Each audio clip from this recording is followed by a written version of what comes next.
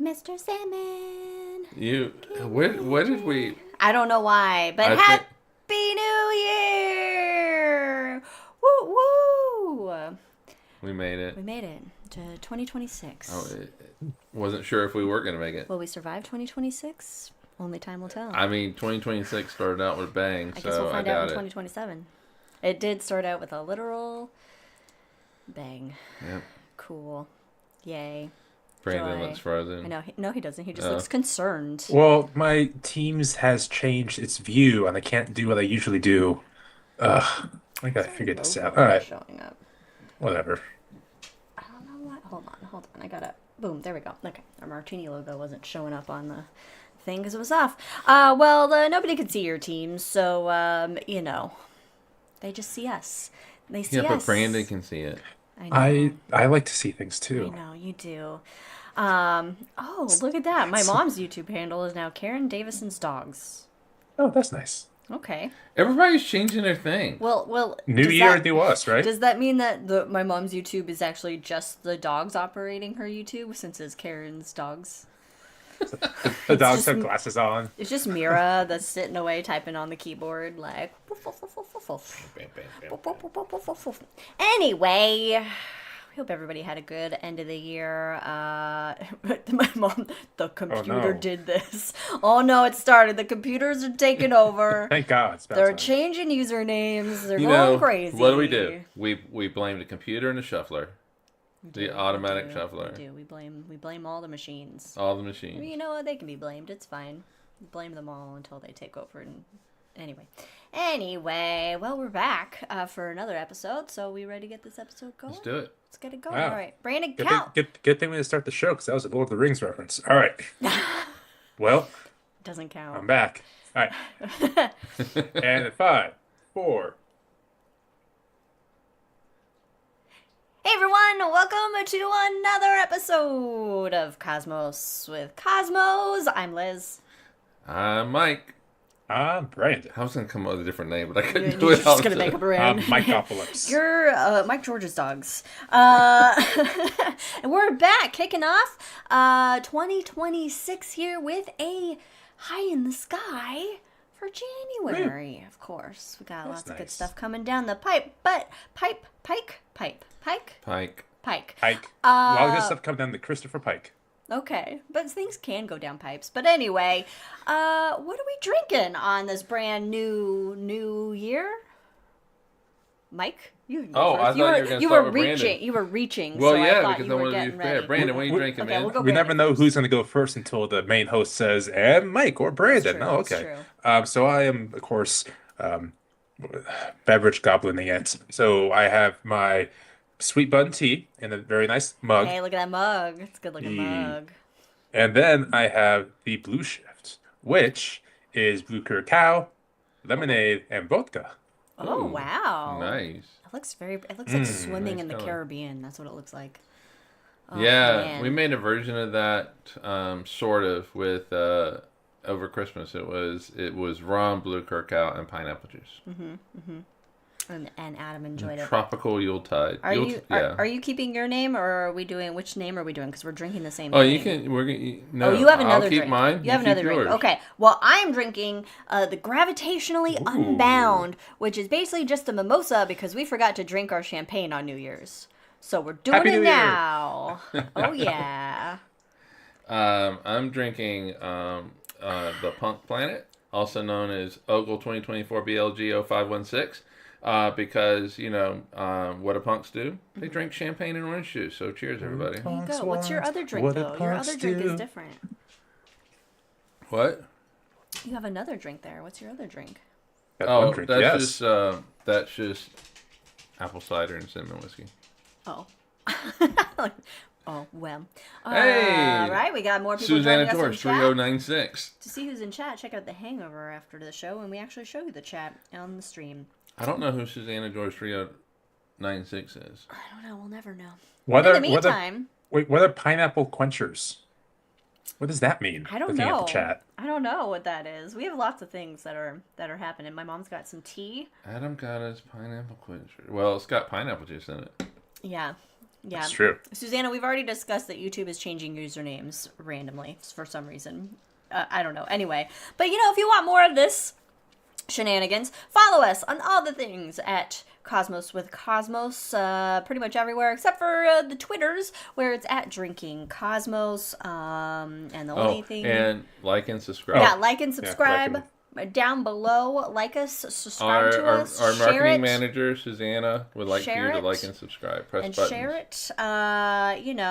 We got lots of different things for your appetites. We got this show. We got, the cut version of the live show. We got the hangover. And we also got every other Wednesday, the shot. Astronomy, shots of astronomy down your gullet. We just know how to diversify. We do. We do. But also, if you like us, you may like some people that we like, some buddies of ours. Check out Wildixia, Wildixia on Etsy if you want some really cool artwork. Our buddy Ron Proctor, MrProctorShow.com. He's got some cool 3D modeling tutorials and Some really nice Blender tutorials. I Yeah. took a couple on, so I can recommend them. Yeah, see, first-hand experience, and chickens all the way down. And, of course, our good buddy Jack at the Rolling Bluffs Planetarium in Council Bluffs, Iowa. So if you're in the Iowan neck of the woods... The Iowan? Yeah, Iowan. yeah. Yeah, Iowan neck of the... he's an Iowan. Is there only one Iowan? The Iowan, it's in Iowa, so it's the It's Iowan. that of the. You sure it's not the Iowanians? Well, Jack can let us know. He's not here to let us know. Iowan neck of the woods. Check that out. Check out his planetarium if you're in the area. Meanwhile, for the show, of course, if we get nerdy and make any Star Wars or Lord of the Rings references, take a drink with us. Drink 'em if you got 'em. robot voice. That was just a joke before the show, before it was serious. It was any game of this plan. even started. It was the game plan. Welcome to Cosmos with Cosmos, high in the sky. Oh, we gotta do Harry Potter as well? Please follow us on all the things. All right. Are you guys ready to get high in the sky? Yeah. Get high, we get blitz. Well, I've got about 30 minutes before it hits, so let's do it. All right. High in the sky for January. Now, I actually had a little debate with myself about doing Constellation Highlight. There's only so many constellations, and I can't remember the 88. ones that we've done. So I Saving was the like, keys on the piano.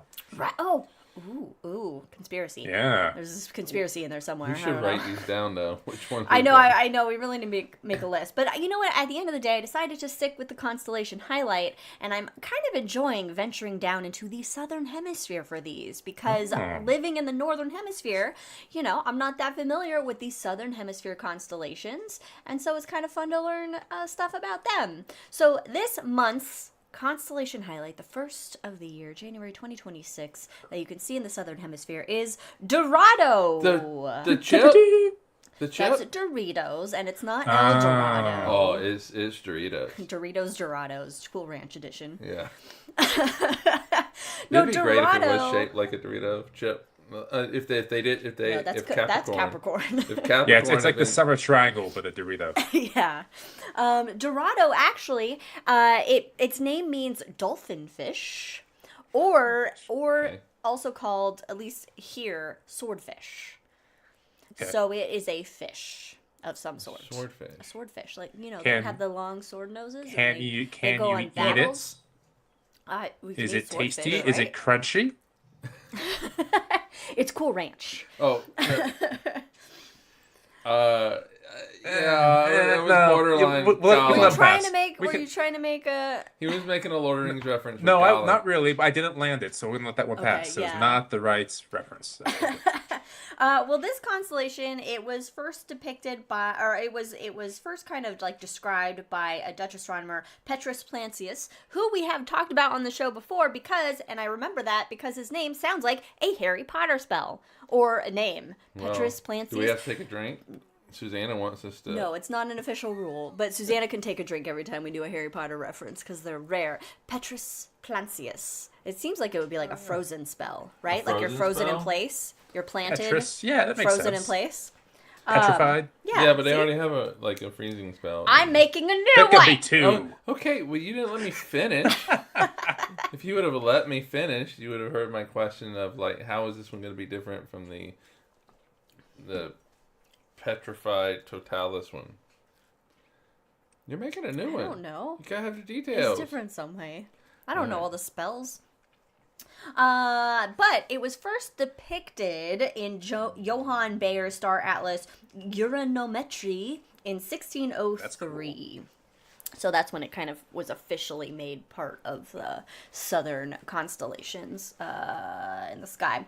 Now, as far as stars going in this constellation, it actually has one of the largest known stars. My God. Ooh, it's G64. Whoa, man. WOH G64. I don't know. It's a hypergiant. It's actually a symbiotic binary system. I'll explain that in a second. It's 160,000 light years away, which means it is not located within the Milky Way galaxy. That's right, folks. It's in the Large Magellanic Cloud. Not the small one. Not the small one, the large one, which is a companion galaxy to our Milky Way, which I'll also talk about in a second. But, whoa, G64, this hypergiant symbiotic binary. So what a symbiotic binary basically is, which I've never heard of symbiotic binary before. I've heard binary because most stars are binaries or more, but I haven't heard symbiotic, which is a weird evolutionary, it was just like a biology term, which you don't really find in astronomy stuff. So this typically contains an evolved giant star and then a hot compact star, and the large star expels a lot of material due to the solar wind, and then the companion star basically accretes that material from the large star. So it's not pulling it off like you would have. Yeah, it's not pulling like it. the It's just vampire like star, it's gathering it basically. gathering. It's like sweeping up its mess. It's like, all right, I'll just fucking take this on for you. So they have, I guess, that symbiotic relationship there. So give and take. It's a give and take relationship. One's a giver, one's a taker. Yeah, that's what it is. It's just one is they have their own roles. One is specifically the giver. One is specifically the taker. Just a toxic relationship. Literally, because it's a lot of radiation out there. It would kill you. Yes. It would. It's actually the first star outside of our galaxy to be captured in a zoomed-in image by the European Southern Observatory's Very Large Telescope Interferometer. Oh, okay. Or VLTI, if you want. And since it is a hypergiant, it's going to go big boom. This is going to go big boom. One day. In sometime within the next millennium. Oh, that's pretty soon. Yeah. So that could happen like tomorrow. It could. Yeah, the compact, nothing about it. It's in Supernova Watch 2026. Compact stars in its main sequence. I think it's fine. But the hypergiant, it's roiling. And that hypergiant currently is 800 times the mass of the sun, and it has expelled between 3 and 9 solar masses of material. So wait a minute, how big is it? You said 800. It's currently 800 times times the mass of our sun. I mean, it didn't start that way, but it currently, as it's evolved into a hypergiant. There you go. Here's the notes. You can read it right there. All right. Well, that seems It's a beyond yellow. what physics would allow. It's a yellow hypergiant. But I guess if it's really big. It's a hyper. Listen, take it up with physics, Mike. Yeah. A millennium is a million years. So sometimes in the next one. No, it's 1,000 years. years. Sometimes in the next. There's a couple zeros in there. Sometime in the next 1,000 years, it'll go big boom, a big bada boom. So sometime by the year 3000. And 25. Hypothetically. Maybe 20,000, well, depending on. Now, the constellation Dorado, as it were, doesn't just have the Whoa star, the Whoa man star. It has actually only one actual named star in the system. It has like its Alpha Dorado, Beta Dorado, the stars in terms of their those classifications. But the only formally named star is called Naledi. Or parentheses WASP 62.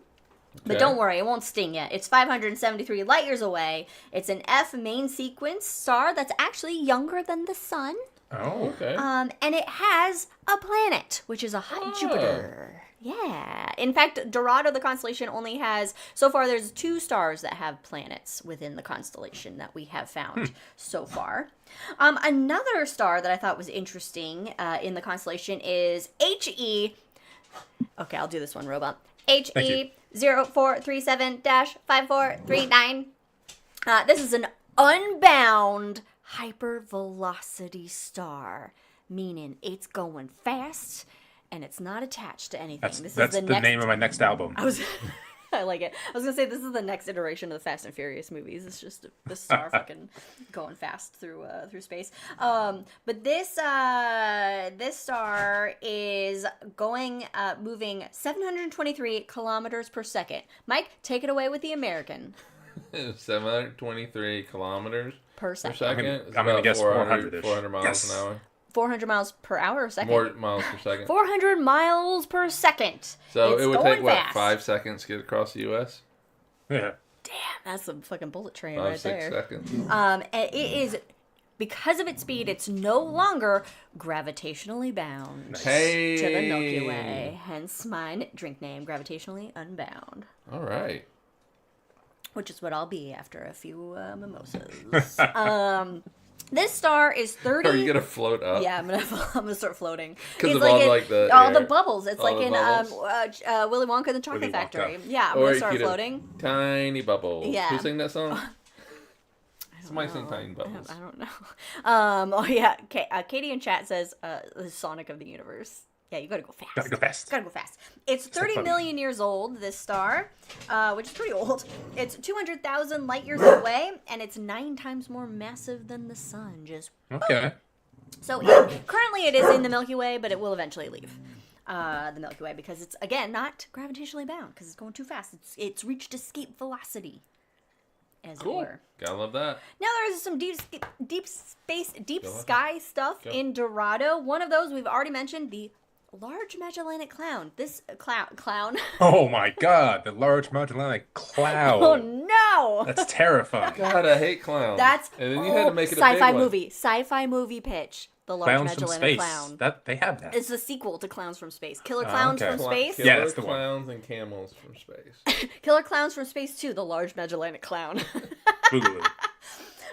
No, the Large Magellanic Cloud, Dorado, and there's another constellation that I didn't pay attention to, contain most of the Large Magellanic Cloud in its direction. Basically, this is an irregular galaxy that the Milky Way is chomping away on. Chomp, chomp, chomp, chomp, chomp, eating it up, cannibalizing it. It is 1/100th as massive as the Milky Way. That's pretty good size. Yeah, it's small, but So it's good size. 1%? Yeah. Sure, that's what that means in percents. 14,000 light years across and 157,000 light years away. And now here's some historic facts. History Ooh. facts. History with Liz. History with Liz. It was first That'd actually mentioned. be a good Just kidding. I segment. was just thinking that. And like a little pencil and chalkboard fly across or something. It was first mentioned by Persian astronomer Abd al-Rahman al-Sufi in 964 AD in his Book of Fixed Stars, which is kind of fun. Meanwhile, like the Maori and everybody. Hey, wait for it. Okay, all right. Wait for it. All right. Americo Vespucci mentioned it in a letter in 1503 or 1504 during his third voyage. Oh, what kind of letter? Love letter? Was No, it it like was a just letter like, just to, hey, hey, mom? I saw these things, and I then Wish saw you were a here. giant clown in space. yeah, and one of the things he described it was then looked at later and go, oh, he's actually referring to the Large Magellanic Cloud there. But then Ferdinand Magellan. Oh, okay. He introduced it to Europeans, kind of made it more famous, and so therefore it is named Right. after the white European man. Meanwhile, all native peoples in the southern hemisphere So sad. collectively go, these fucking assholes. Yep. Pretty much. Yeah. Yep. Yeah. Also, deep space in the Dorado constellation is the Tarantula Nebula. That's My gotta be your favorite of all nebulas. Oh, but Susanna would like it. She wants to hold a tarantula. No, I don't want it. I'll take I'll take fucking the Large Magellanic Clown over just a nebula I filled think with I would take the tarantulas. tarantula over. I mean, the- tarantulas technically I are mean- nice. We had the chance to call it the Ungoliant Nebula, which would have been pretty cool. Oh my god! Take a drink, everybody. Yeah. Shit, I did the wrong one. That is a Lord of the Ring reference, everybody. That was a Lord of the Rings reference. That's Shelob's mama. Shelob's mama spider. What's a bad? That's just an ugly name, Ungoliot. I mean, I think that's what he's like- going for. Literally, the devil was afraid of it, so it makes sense. Yeah, okay. You want that kind of terrifying name. That's fair. Now, the Tarantula Nebula, it's 160,000 light years away in the Large Magellanic Cloud. You can actually see it with smaller telescopes, even though it's in a different galaxy, because it's so bright. It is one of the most active star-forming regions in our local group of galaxies. And its bright H2 region, which is where a lot of the star formation is, of course, happening, has a diameter between 650 to 1,800 light years. Oh, okay. So a big gap there. But it's pretty cool that you can see it with just a smaller telescope. You don't need you don't necessarily need like a Hubble or whatever to check it out because it's really bright. And you can Google it. I didn't pull pictures, but Google it. James Webb has a really beautiful picture of it. I mean, it is beautiful. It's not Ungoliot. It's bad. It's horrible. Okay. And last deep space object I wanted to point out in the Dorado constellation is supernova 1987A. I was just thinking about that one today. Were you really? Yeah, unrelated to the reason. You're just like having a little ponderance about Yeah. it. It's a supernova remnant that actually happened 400 years ago, but we saw the light from it on February 23rd, 1987. It was in a Large Magellanic Cloud, though, right? Yeah. No. So Yeah. No, it had to be more it than would be 40 years. 150,000. Yeah, maybe years ago. 140,000 years ago. I don't know. What I read, it said that it happened 400 years ago, and Nope. that we saw the light. No. So I guess that was wrong. I don't know. Maybe we can just redo physics. We can and redo make it physics. right. Yeah, sure. okay. I'm fine with that. All right, we're redoing. Put that on the task to do Done. list. Redo physics. All right, got it.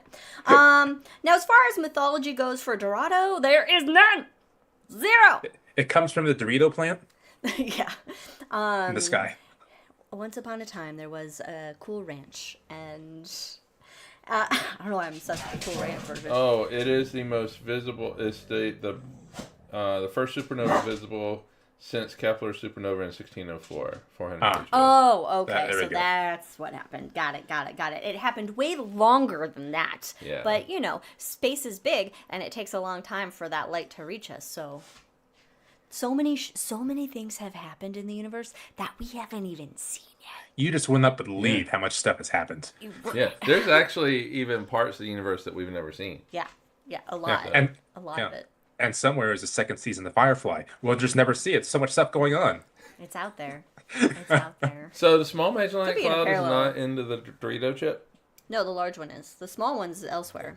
Yeah, but they're real close to each other. Yeah, but it's just not in the same constellation. It's in different. I'm sure it's nearby. Right next door. But it's not within the borders of the Dorado constellation. The Dorito Yes. constellation. And that's it. That's for our constellation highlight. Sweet. Dorado, swordfish, dolphinfish, whatever you want. Dolphinfish, though. Like, is that the same as a dolphin? Or is that a different fish named after a dolphin? I think that there actually is a dolphin fish.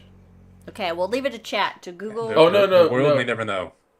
Oh, wait a minute. There's It's like clownfish. a porpoise is a fish, a dolphin is like a dolphin. A dolphin is a dolphin. A Yeah, dolphin 'cause is a I- porpoise. Right, Because because it's a mammal. Yeah. We're not a biology show, everybody. We are just a space show, so we don't know these things. But anyway, all I know is dolphins are fun, but also can be a little rapey. And that's that. Okay, we got more in the sky, though, for January here that we're in, as far as planets go. Mercury, Mars, Venus. No luck, no dice this month in January. Not really going to see them. Mercury, kind of like by the end of the month, like at sunset, but it's still pretty low, so you're probably really not going to really see it. It's not great. However, Jupiter, it's visible all night long, all month, night. and it's been up for the past couple of months for a good chunk of the night. So Jupiter's the best to see, and on January 10th, it reaches opposition. Opposition. So that Take a break. is In the telescope. a good time to see it on January 10th. If it's not cloudy. If it's not cloudy, which If- depends on Which it where you will be, live. yeah. Yeah, I know. Oh, dolphin fish are also known as mahi-mahi.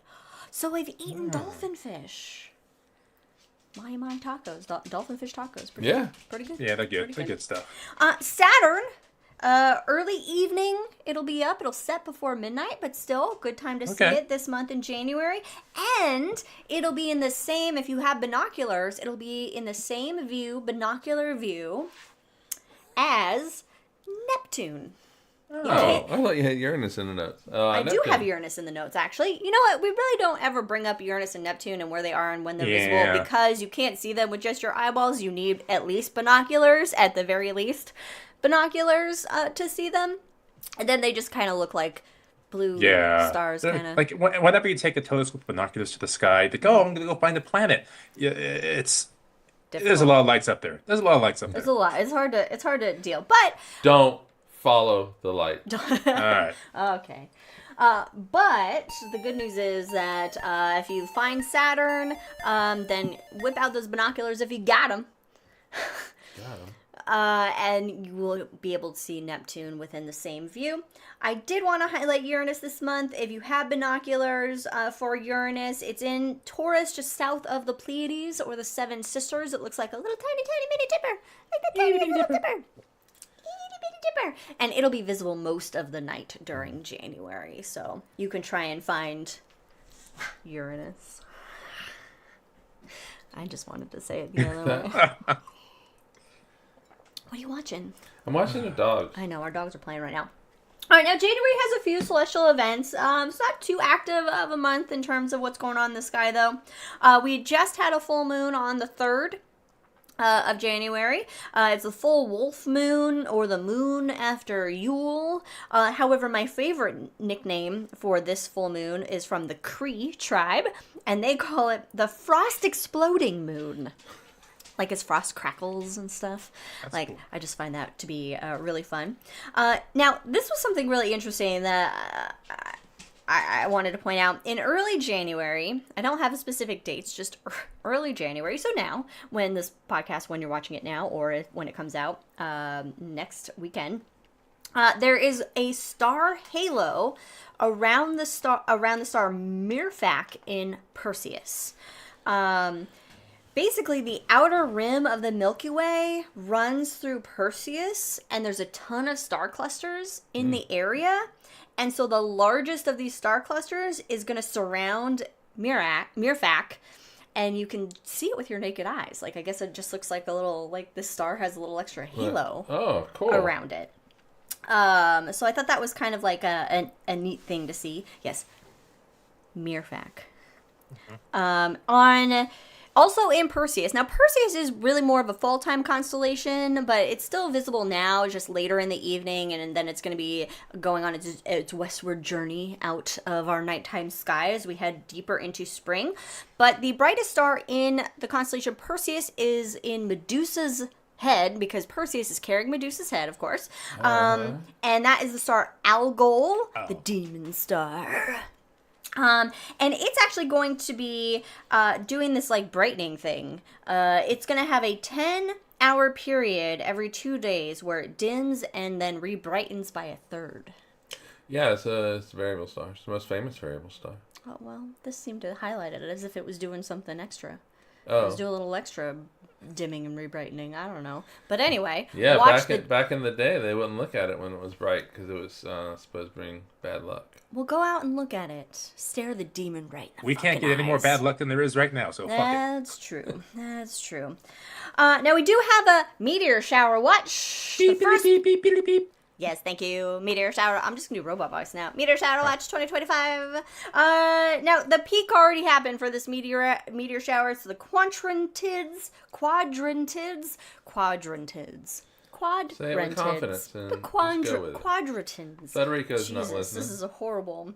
It's going through January 12th. The peak was on the 3rd, which is the day before we were recording this episode. But it's still going to be happening. And it actually comes from asteroid 2003 EH1, which is the leftover core of a comet. Which is kind of cool. All right. We have... Comets and asteroids are related. They're family. Technically we're all a family. We're all family.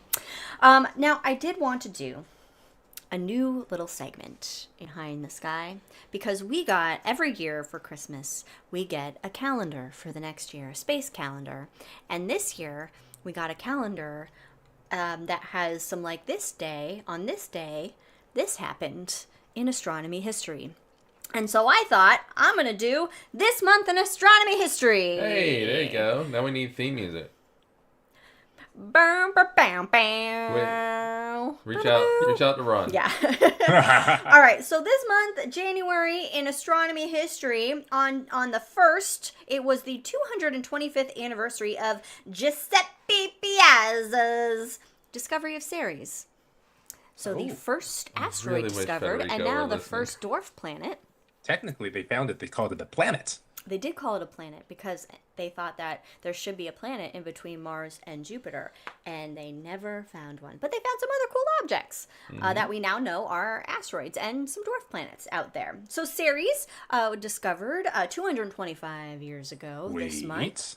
On January 10th, it will be the 80th anniversary of the U.S. Army Signal Corps making first radio contact with the moon. What did the moon say to us? I don't know. Hi, Moon. If the moon hits your eye like a big That would be funny if that was what they that's said. tomorrow. It's like, oh, you like these craters? I don't know why.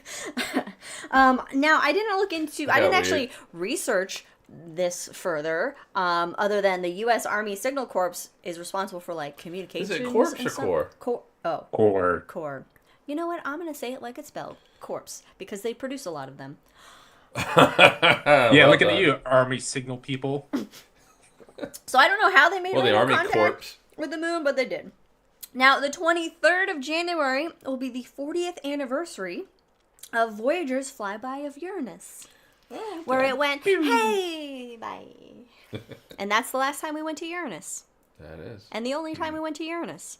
So there's that, 40 years ago.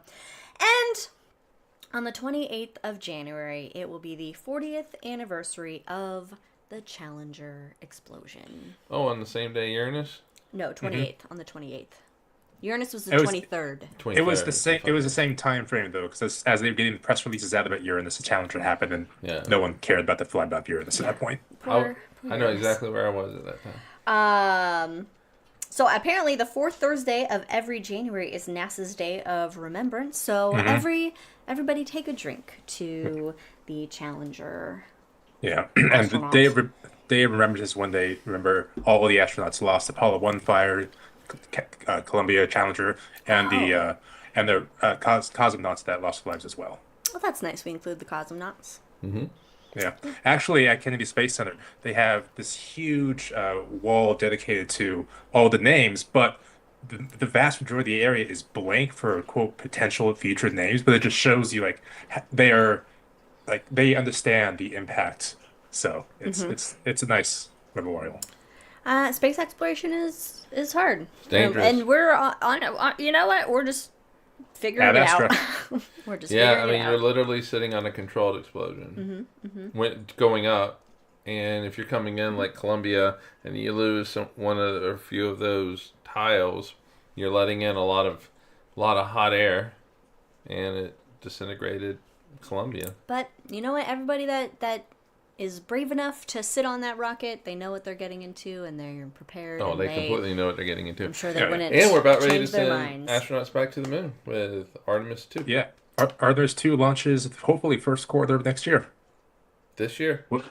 Yeah, oh, this year, yeah. That's when they Yeah. flip around the moon. They're not going to land on it. They're going to pull, Apollo 8 and go around it and come back. Yeah, so they're looking early February, or at least that's when the window opens. Yeah. Well, we'll see what happens with Artemis. Good luck, everybody. Check us out next month. Yeah. So those are all the what happened in this month in astronomy history for January. But let's talk about what's going on now. Current astronomy news. Things that have happened. Maybe while we were out, now that we're back. I got a few things for us here. First off, starting us off here, astronomers have discovered a bridge of gas and dust between 2 protostars, which is the signature of a close encounter 15,000 years ago. Oh, are we sure it's not like the Rainbow Bridge? Did we accidentally discover that? We could have. We don't know. But this is from skyandtelescope.org, and protostars, these are stars that are still forming. They're on their way to becoming stars. They're just little embryos. Embryos, hot, violent embryos of stars that are just tearing apart their wombs waiting to get out. I don't know what's happening with this analogy. But anyway, the Atacama large millimeter / submillimeter array. It's the telescope that found this, and it saw a bridge of gas and dust that were connecting these two newborn stars. And the bridge has a spiral arm that appears to link the stars, and this may be like the clearest example of a stellar flyby. Because That's normally cool. stars that are, stars, even when they're in a cluster, they're still fairly spread out Space is big. from each other. Space is very big. And young stars do pass by each other a lot. It occurs for at least half the stars in any given cluster. And so these flybys between young stars may actually draw out the dust and gas that still are kind of encircling them. They're cocoons, if you will. And that would form curved arms that are then linking them. And then these arms of gas and dust, they tend to disperse over a few million years, which means hard to catch it in action. We can only look at so many places in the sky and have so much time to look to catch everything, so it's hard to find this occurrence happening. Now, to be fair, it's hard to tell if this bridge actually comes from a close interaction between the stars or if it's actually just part of the original star-forming cloud. Okay. So there is a little bit of debate between astronomers on this. Some people that weren't part of the study are like, well, it could be, And that's exactly how they talk to each other at conference. But we understand it. Young-Woo Choi from the Seoul National University. He's the lead author on this study, and he captured, or he had captured, a bridge between these infant stars. And the protostars have crazy names. I'm not even going to say them. They're 1,000 light years away from us and 2,100 AU apart. Oh, that's close. So one AU is the distance between the Earth and the Sun, 93 million miles. So 2,000 times that. And he says that the bridge likely emerged when the star's strong gravitational tugs stripped and stretched dust and gas from each other's planet-forming disks. But it is also possible that these stars are a bounded pair, that they're a binary pair, and so it's not actually a flyby at all. So you know what that means? More research is needed! Yay, research! We always like it when there's more research needed. All right, next on the list, we're going to go on a little Mars stretch. Journey with me to the red planet. All right. We're not going back in time, but... I was like, what are we doing here? All right. Well, let's start out with a bummer, and then we'll get happier. Oh, no. What happened? I forgot to add in a picture. Uh-oh. All right. Well, we'll start with the bummer, and then we'll imagine happiness. Mars Maven mission may be lost in space. Uh-oh. Yeah. So the Mars Maven stands for Mars Atmosphere and Volatile Evolution. On December 6th, NASA failed to receive a signal from it. Now, it was going behind Mars, which is a typical blackout period. And usually a spacecraft goes behind Mars, blackout period, and then once it comes back around, they're able to reestablish communication with a satellite. And in this case, they weren't able to. The telemetry before it went on blackout looked good, according to communications. They ended up receiving partial tracking data that showed the spacecraft was spinning at an unusual rate, and its telemetry may be off now. I don't know what happened. No one knows what happened. Aliens. Probably aliens. It's always aliens when in doubt. So the bad news, however, is that Mars is about to pass behind the sun, which so we can't which is typically an extended blackout period of communications. So they're just gonna have to kind of wait and fingers crossed that they're able to get communications back with the satellite. Yeah, it's gonna come back around the sun, and maybe it's gonna be like, I was here all Be along. like, I'm fine, guys. What's going on? Yeah. I'm fine. Why are you guys freaking out, Maybe dude? I was just taking a little vacation, a little holiday. He was like, you know what? Let me just go check out this area real fast. There's always something I want to do while NASA's not listening. Well, they're not watching. Let me go do something. You know, like he's entering his teenage stage of teenagers. satellites. Yeah, They're and then but didn't make it home by curfew, and so now he's like, oh fuck, and doesn't want to get grounded. The fun thing that I had was Curiosity sends a holiday postcard from Mars, which it does every year. It's a panorama, and it just sends a postcard, and it's like, Happy Holidays from Curiosity. I was gonna put the picture up and be like, Happy Holidays. I don't have it. I forgot I was doing that. Just imagine Curiosity with a little Santa hat. Yeah. And Weren't just you working imagine- on pictures? I worked on one, and then I was like, oh, it's just one picture. Forgetting about this one. This is what happens. So, yeah, just imagine, a little rover that's like, hey, happy holidays, everybody. And the barren desert landscape of Mars behind it with nothing else around. Hey, speaking of Mars, read The Martian, because we're going to have that. Yeah, we got our Martian book club at some point. I finished it. I actually finished it. Finished nice. it last I did night. it. I finished it last night. Oh. It was exciting. Now we gotta watch the movie. All right, we're still on Mars though, guys. We're still on Mars. Ready? New radar data chills the prospect of a subglacial lake on Mars. Wait, that sounds bad. This is from skyandtelescope.org.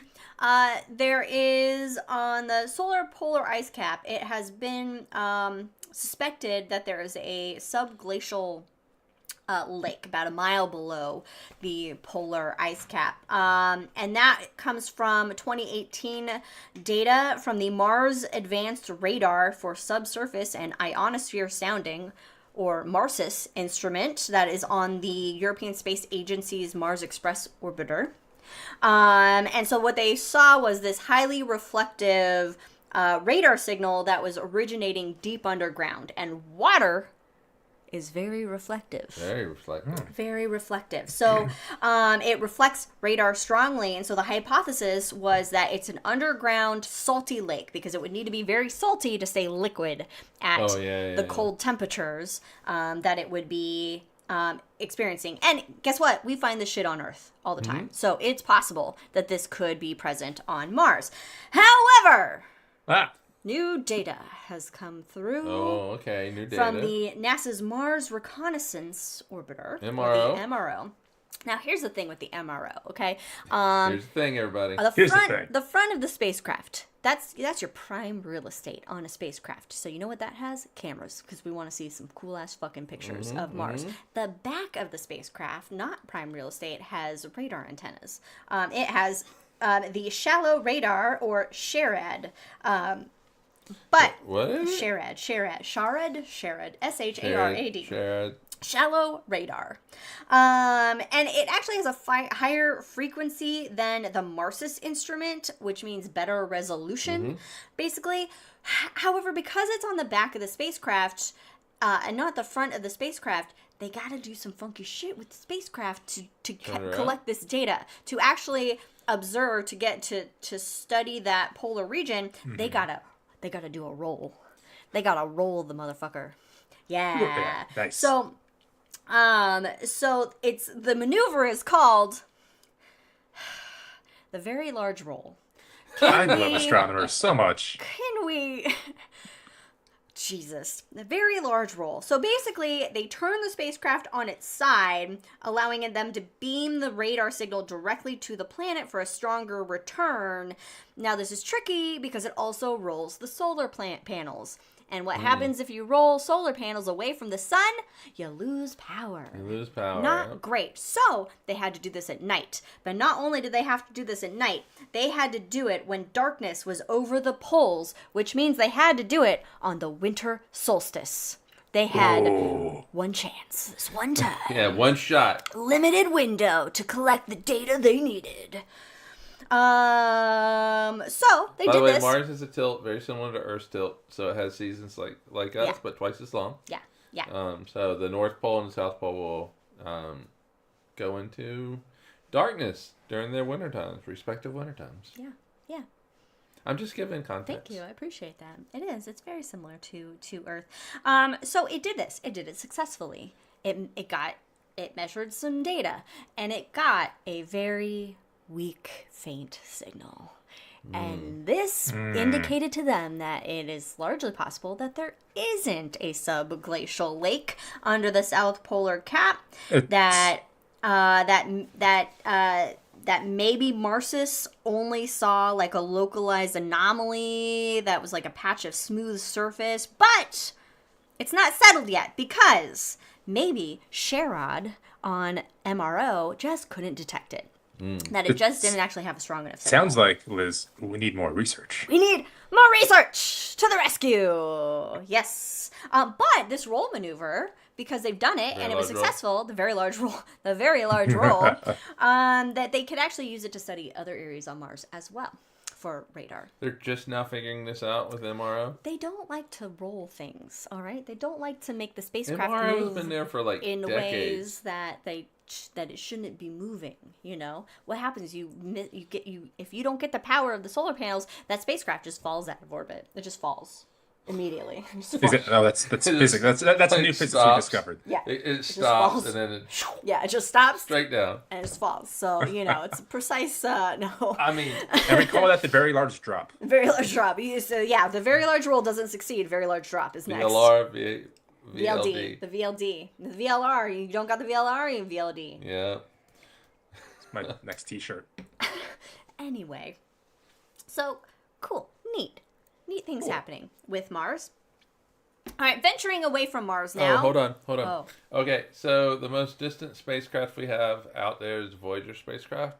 It is 170-ish AU away, going back to that those two stars or whatever being 2100 AU away, apart from each other.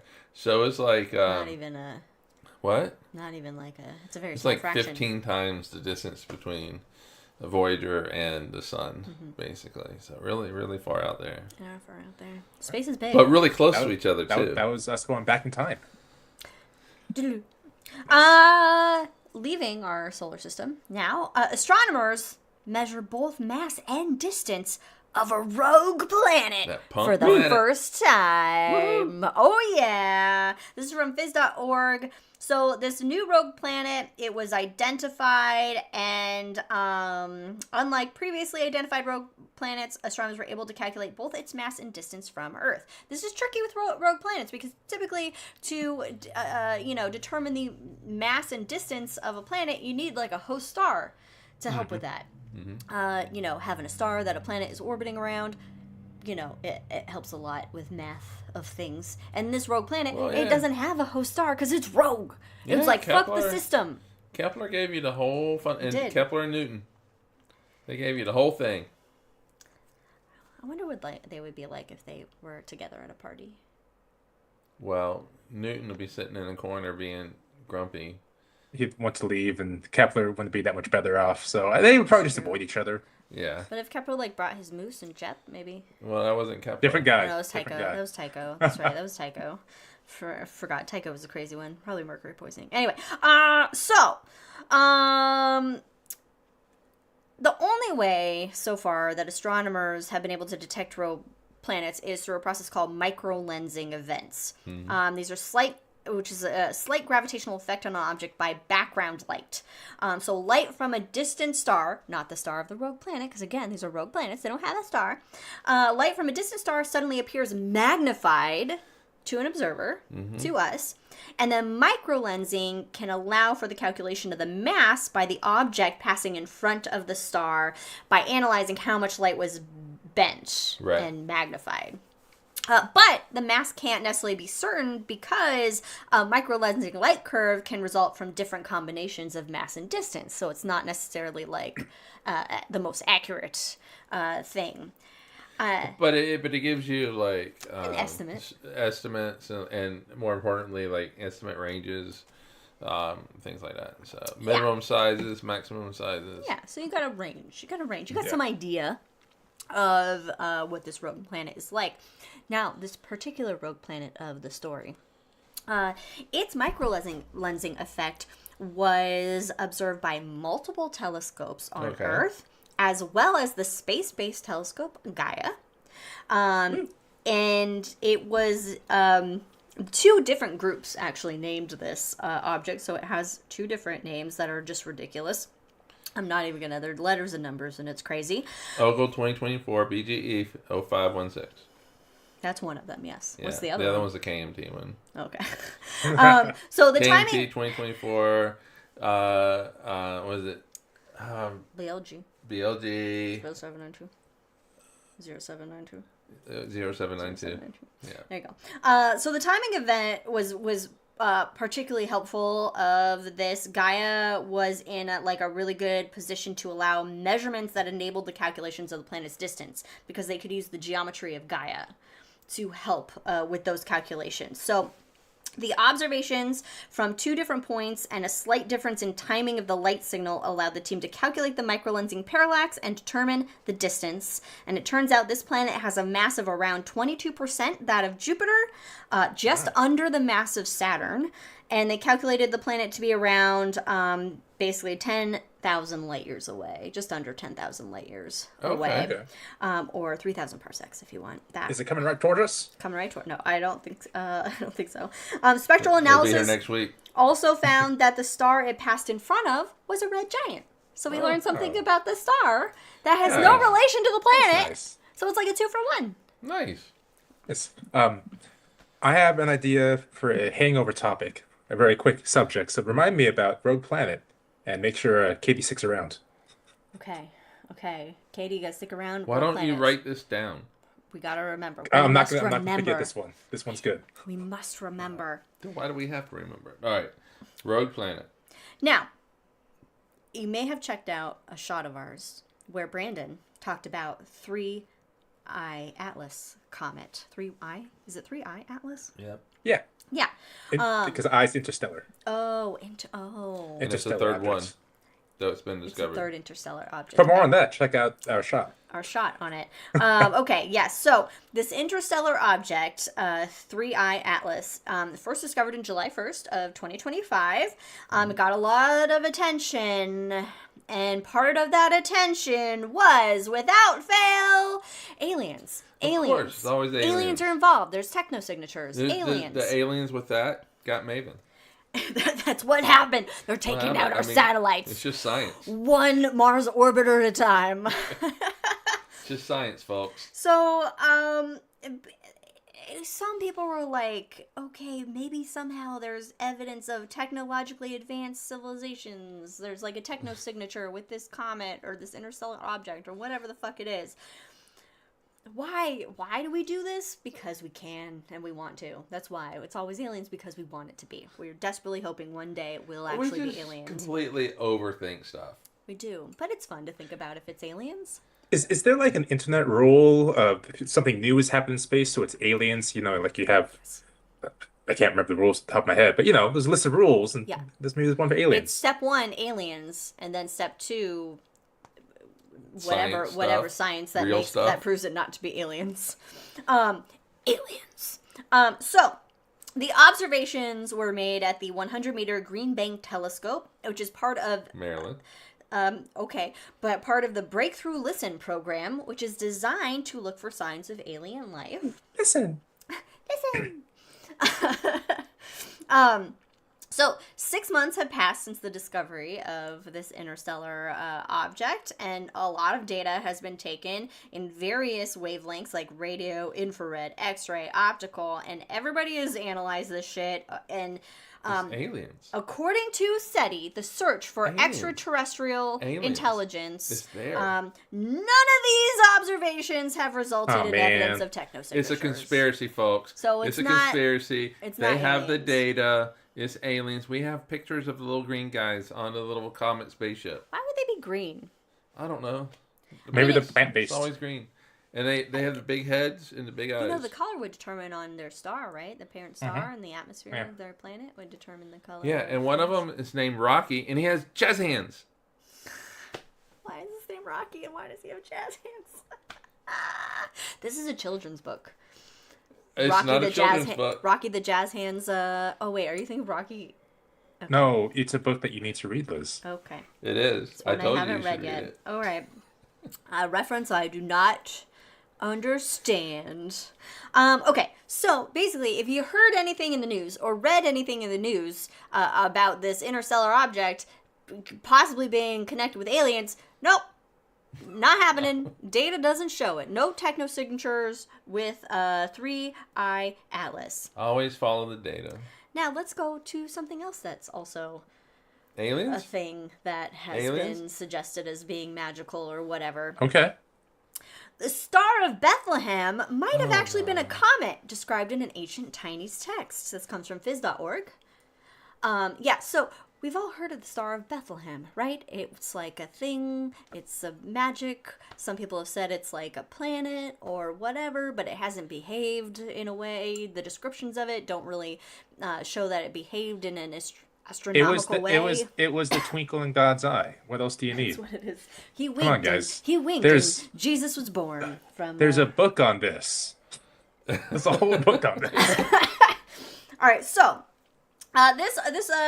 this research was published in the Journal of British Astronomical Association, published in journal. I don't know what I'm going with this. Okay, describes a likely candidate for the bright object seen above Bethlehem over 2,000 years ago, and from this ancient Chinese text. And this is why it's important to analyze all historical texts from all different parts of the world, because like with what supernova is it? The Crab Nebula. The Crab Nebula, you can find descriptions of it in Chinese texts and the Anasazi in Native America, and it all lines up, and so you can correspond and use the historical texts together to then say, oh, hey, this kind of helps to confirm what this was and what they were seeing. So it works in many ways where you can use compare and contrasting from cultures. So there is a passage in a Chinese document known as the Han Shu, which is the history of the former Han dynasty. And it caught the attention of the study authors, which a mention of a broom star, which is the known term of a comet. Oh, broom star. Broom star. Oh, yeah, I heard green. So a broom star in the second month of the second year. I feel like that should be time for a Lord of the Rings reference. No, that was close. I thought the same thing. Okay. I was thinking the same thing. I paused a beat just to let you have it if you needed it. I appreciate that. You're welcome. Okay, so the second month of the second year corresponds to the Chinese lunar month spanning 5 BCE from March 9th to April 6th, which falls within the established estimated window of Jesus's But that's not December. birth. Yeah, and being visible for over 70 days suggests that the object was likely bright. Okay, so we're hitting the time frame of when Jesus was born. Simulations were conducted to generate possible comet orbits fitting these observations. The numerical modeling showed that this comet could have passed close enough to Earth in June of 5 BCE to exhibit the temporary geosynchronous motion needed to make it appear to pause overhead for several hours. This is the behavior of this object that a lot of people are like, shit, celestial objects don't behave this way. You know, something doesn't just come and pause and stay there for a bit before moving on. So this makes it appear to pause for several hours. The best fit orbit showed the comet would have appeared nearly stationary over Bethlehem for about 2 hours. During this time. So whether or not the comet mentioned in the Han Shu was the same celestial body witnessed over Bethlehem, you can't really prove that at all, but it does help to explain the observations that were written down in that behavior. So it's no longer justifiable to claim that no astronomical event could possibly have behaved in the manner described by Matthew. Wait, and so, wait a minute. boom! Science! Wait a minute. So it was over potentially Bethlehem for 2 hours. Was that enough time for the wise men to get on the little horses, the donkeys or whatever, travel X amount of miles to get there? The sky is big. They're just looking at it. Right. So, when I was in Columbia, South Carolina, at Gibbs Planetarium, we did a whole show on this. Yeah, it was a very popular show. A lot of people do shows on. Yeah, it was really popular. People Yeah, if we tried to take it out, people would be upset. We even had one We lady. want our Jesus star. We had one lady call in and say, Jesus did it and hung up on us. Not Jesus did. God did it and hung up on Oh, us. God really did it. funny. Yeah, God did it. Jesus did it. Yeah, but I don't think that. I mean, there are a substantial number of people that said like God did it and blah blah blah. Yeah. But there are also a lot of people that I think most people say that if it did exist, that science has an explanation for it. But for when it comes to comets, though, comets were seen as harbingers of doom. Ooh. And so it wouldn't necessarily be They also associated with a king. heralded. It was like, a heralding of Yeah, something. but also, what's his face? Harold, King Herod. Herod. He didn't see it, so Well, maybe he wasn't looking. But interestingly enough, what Herod would not be interested in would necessarily be planets, whereas like the wise men, being astrologers, would be very interested. Yeah, in they'd be planets. looking at the sky a lot. Yeah, so I mean, it could have been a comet, could have been planets. Jupiter and Venus did a thing. They had a The thing. sky is full of optical illusions from our Yeah. earthbound perspective. So I just thought this was interesting because it's just research using history combined with science, planetary or orbital dynamics math basically to say, hey, here is actually something that mathematically it could explain what was going on or what they think they saw at this time. But also a lot of the what the source material that they're going off of is fictional. So I mean, and we all know the flying spaghetti monster did it. I mean, we all Facts. know it. It was a fact, meatball. it's science. It was It a is glowing meatball in the sky. And gravity is just the flying spaghetti monster's tentacles holding you down. The spaghetti. Are we each Pra- held down by pra- spaghetti? Praise be the holy noodles. Holy noodles. It's just science, everybody. It is science. I need a shirt that says it's just science. It's just science. Yeah. I mean, I have the shirt from the OMSI that says it's science. Yeah, but I can't It fit says into science. that. No, you can't. I would the Incredible Hulk it. It was just rip. So yeah, there you go. Happy New Year, everybody. Sweet. January 2026. We got broken orbiters and, but also new science and cool shit and Dorado, the dolphin fish, hanging out up in the southern Dorito. hemisphere. Tasting like We all Cool know it's Ranch. Dorito. Yeah. Sweet. There you go. Well, that's it. That was our first episode of the new year. What do you think? You go okay? You guys like it? Was it fun? Enjoyable? You're Yeah. gonna go outside tonight and look at the night sky if it's not cloudy and you can see shit? Or at some point during the month of January, you're gonna go outside and look at the night sky and see if you Well- can see some shit? Like Jupiter up all night? I'm gonna say yes, but I am looking out the window right now. It's cloudy as We had one pretty clear cloudy. night a couple days ago where I was like, oh my god, it's clear. I wasn't expecting it to be clear. And then the next night I was like, oh, maybe we can get the telescope out or something. And the next night it was cloudy. And then Yeah.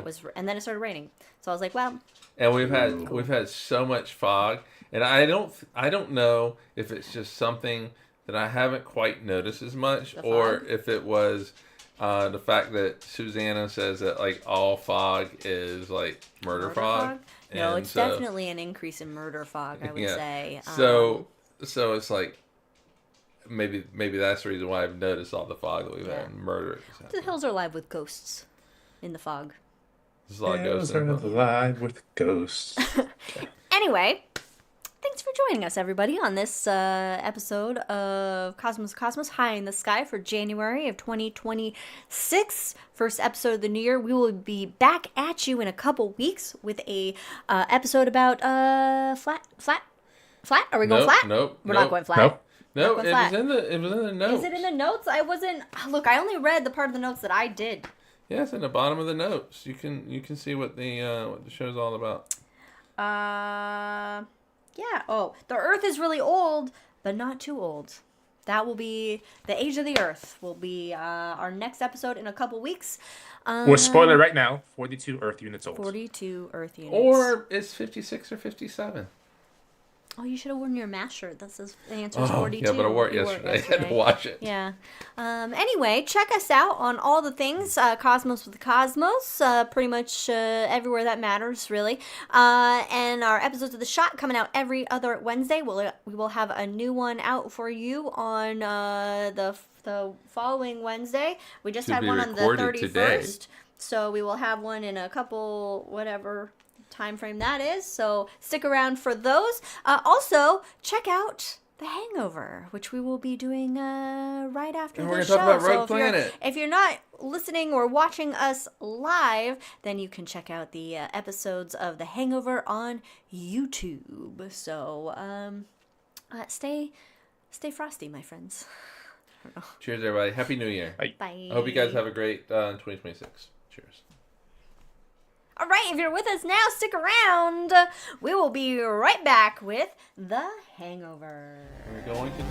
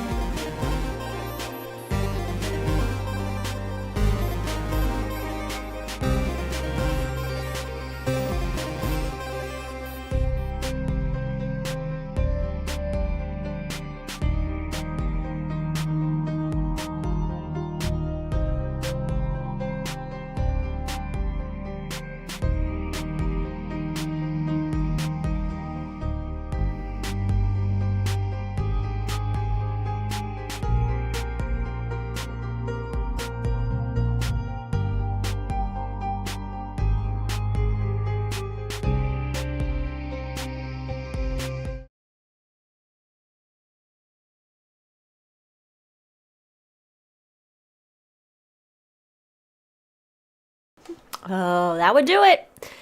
That would do it. Welcome back to the Hangover. As I blow out the microphone with Cosmos with Cosmos. Our main episode, oh yeah, was High in the Sky for January. Because we're now in January 2026. Can you believe it? Time just settle. Time needs to. You know my if answer. I could turn back time, if I could find a way. Where would you go? I mean, what? Oh my God! All Would the we go back places. to Obama and just? No, turning back time. I immediately just went to time travel, and I was like, I'd go everywhere. No. I'd go all the times. I'd go back to when I sold my bitcoins. And Like, no, Brandon, don't sell your bitcoins. Hang on to them. You know when the right time. I know it would be like going back to buy Apple stock. Mm-hmm. Some people made some good Like decisions. Forrest Gump. Bubby.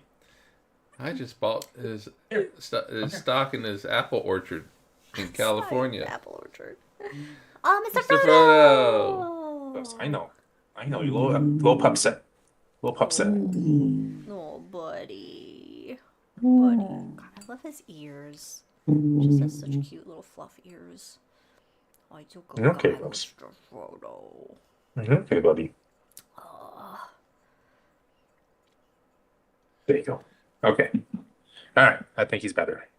Oh, such a good dog, Dad. Yeah. Such a good dog, Dad. Doing our best. Well, aren't we all? I mean, everybody has issues. Jack just I laughed. I It's have like, no don't- issues. well, you're not a dog. I still have no. I'm Sure. perfect. But if we were dogs, what breeds would we be? This isn't the hangover topic. I'm just now curious. I would be a Jackie dog. Bitch. I want to be that breed Oh, God. with my short little legs what breed and would really I fat be? body. I don't I'm know. already I built don't like know. Tank. I don't know. I feel like I'd probably be some sort of like a small dog, but I would don't be a know. Chihuahua. Or I'd just be a. Let's see. I don't have enough energy for a border collie. What's like a basset hound, maybe? Yeah, I'd pull off Like- basset hound. Like, I love boxers, but I'm not that derpy. Sometimes I am, but I'm not that derpy. Yeah, I'm gonna go with basset hound. Just like, hey guys, Yeah, that's a good one. this one just nap. Let's go nap. Food and naps. Anyway. Anyway, We were set with a challenge to remind Brandon about Rogue Planet for the Hangover. and really quick, I do want to mention Ron's answer. So I asked, what kind of dog are you? Ron goes, I'd be a Rhode Island Red, but that's a chicken. Of course, Ron would be a chicken. Of course, you'd be a chicken, Ron. Now I gotta look up this Yeah, Rhode Island look up Red. a Rhode Island Is Red, it really red? and Oh, then we'll judge. And I don't think Ron was here for the beginning of the show, but I took 2 of your tutorials this week in Blender. So thank you for that. Learning new things. Get that. All right. So with the topic about the Rogue Planet I have Oh, popped okay, in it's my like a head. I- standard. It looks like your That standard. is a smart looking chicken. It's your standard Oh. standard cock. This is standard cock. I mean, it's no offense to you, Ron. It's just a joke that I felt I needed to make. What dog makes the worst jokes? There's a Rhode Island Red with his girl. Oh, Lady Red. Look at that. Look at that. Oh, She's a Rhode Island Orange. oh no, but it says the female's a California white pullet. So it's not even a Rhode Island. It's a East Coast West Coast situation. Yeah, well, Hey, that's we're what we in are. an East Coast West Coast situation. I guess you're a South Carolina Red. Gamecock. There you go. They had a whole university with it. Wait, okay. Do states have, like state birds, state plants? Yeah. Do we have state chickens? I doubt Chicken's a bird. there's that. Yeah, a chicken is a bird. So I don't know if that. But there are different types of chicken. Are there I that many? assume. How many different types of chicken are there, Ron? Are there more than 50? State. State chicken. Um, Arizona does not have an official state chicken. because how many chickens are in Arizona? Oregon does not have a specific state chicken either, Well, it's a duck. which tastes really good. Well, I mean, and quack quack. China, they know how to do it. They know how to do it. Anyway, Brandon, Rogue Planet. You wanted us to So remind you. I'm going down the rabbit hole of chickens. Anyway, Rogue chickens all the way down. Rogue chickens. Back to the topic. So I kind of actually want to do this now. But I'm going to need Katie's help because I can't draw things. Oh, that's so it's a children's book about a rogue planet that somehow gets ejected from its mama star, and it goes exploring space and goes to meet like nebulae and black holes and other moons and other things. And but it's always looking for its host, its mama star. It's like the missing piece kind of Is this the show until concept This is your that I show. pitched? That I Yeah. talked about? My high it is. planetarium show idea? It is. great. Look at this. Thief. No. Damn. It would make a good children's book, Damn. though. I agree. Not only Listen, did you listen, plagiarize this, you did it to Liz's face. Listen. But Hey. also, you're like, Katie, let's get Katie involved in this thing. Children's are this thing. I think I did tell Katie about this show idea. Wow. Okay. So what do we do in not making that right Yeah, now? we should. We had a little. Yeah, we can get that together. Well, you friggin' make stole that. it, dude. I have to think of a name for the rogue planet, though. This is your idea, Well, so I'll noodle on that. you end for- up becoming the EP of it. Yeah, there were two different versions. The one where it's like going out through like galaxies and stuff like that, and then one where it like goes into the solar system, and we learn about the solar Yeah. system through the That's eyes of this rogue fun. planet that happens to pass through, looking for a family of its own. Well, you gotta pick And one, it's and then we and make it's that one, causing then we all make- sorts of make- gravitational chaos in the solar system. We Yes, don't worry about everything that. gets fucked up, and Yeah, no, many I Gungans died. I say you pick one. You pick one, and then you. That would be a drink if we were doing the main This show. will be fun for Liz to watch. Ooh. What is in the bottom of that? What? What's My tea. Oh. At first it looked There we like go. snakes. And we're clear. Ah, that's fun. Yeah. Oh, I like that.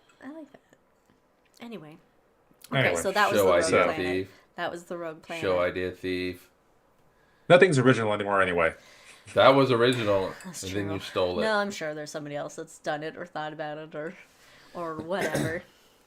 I mean, I wouldn't even know how to. I mean, you're the writer, so you'd have to start writing the story. Brandon? On Yeah. it. Roguely the planet. Roguely. Sounds very British. Roguely. Well, like a little I'm monocle. Roguely. Hello, governor. Can have like that 1800s British. But it's a child. It can't have Well, facial it's a hair. planet. You don't know how it develops. It goes through puberty really early. So, it But gets we the don't. stash. What we don't tell you is there was actually an ancient civilization on it that's since shriveled to dust. So it's really just like bringing death and destruction throughout the. Yeah. I Anyway. like this as a twist to the children's Bring her story. death. Or use the rogue planet as going through the stages of like, of puberty and life and stuff. So you have like your teenage version. It's real fucking just earthquakes everywhere, just real tumultuous, We can get real deep with this. Volcanoes Acne. popping off all over the place, just covered. Like Io, I guess, would be the, then- puberty version of a And teenager. then Rogley sees Miss Rogley over there, Oh and just everything stops. Yes. They become gravitationally attracted and then bound to each other. Meanwhile, she's running away as fast as she can. She can't escape this gravity. Does she have escape velocity? Yeah. You know, Well, he does, so he can't stick around. Oh, that's Like- right. like Rogue both That's rogue, right. yeah. No, but Is he the end captures result, her. like- He captures her. It's a tale of. Is it like the end result, like because this rogue planet can't get home because he's going too fast, he realizes that he's actually okay with who he is by himself and learns self-acceptance? He's okay with being alone. Or the moral of the story is sometimes you gotta slow down. Oh, that's a good one too. We There got could be so many different. it could be a choose your own adventure situation going on. Let's bring those back in style. Yes. Has you experienced life as a rogue planet in the Milky Way galaxy? and then he meets up with a little star cluster with all these stars, and they don't accept him because he's too independent. He's too independent. He's accepted himself. He's too A independent. star cluster would be like an Italian family because there's so many. There's just a lot. It's a big family. They're huge families. But those are accepting, right? Have you ever gone into an Italian family and not been like immediately accepted? Yeah, no, because they That can seems feed you. Because they can that feed seems you. a bit, I don't know, almost problematic. Well, I was just thinking because they're all a star cluster stars from the same family. So and Italians have a lot of family. All right, so I was married to an Italian. There's a billion of them. A billion of them. My family, four. Soon to be 5. Not. Anyway. okay, I have questions. Surprise, everyone! I have questions. I was relating because I was just relating to Adam. Right, so I don't count in this? Oh, 6. That's right. No, I too late. automatically Too late. included you. I automatically Too late. included you. No, too late. You were already part of it. Too late. You know I can't do Oh, math. too late. You know I can't work numbers Hey, well. 5. You know what? Those numbers are all on your fingers. Those are easy No, to do. I need another hand for the other one. So then I gotta even think it's even harder when you have to do 2 hands.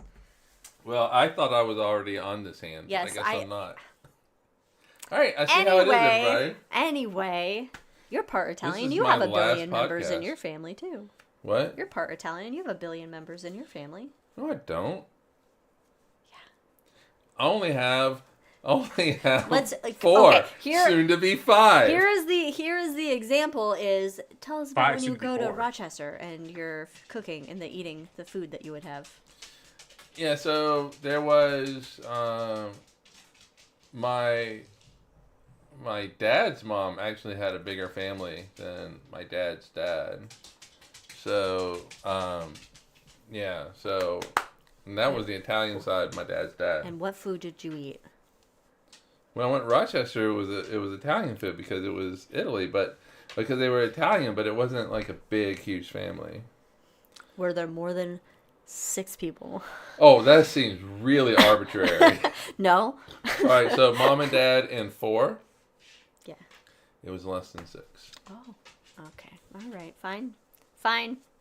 Yeah. So. Okay, but where's Federico when we need him to validate each of our points on family size? Okay, we're gonna smoke bomb this for subject change. Okay. Thank you. Smoke bomb. Delaware, in fact, has a state chicken as well. It's the blue hen chicken. Is it blue? I don't actually know. Copy. Paste. Like you didn't Blue look at hen the- chicken. No, it's not blue. It kind of looks kind of bluish, technically. Oh no, it's blue. Yeah. Okay. Yeah. The Delaware. Oh, it's gorgeous. Oh my God, everybody, Oh, that's way bluer than what I'm that's seeing. a gorgeous chicken. Like I don't want to eat that chicken because it's too gorgeous. There it is, right there. Actual photo of the blue hen chicken.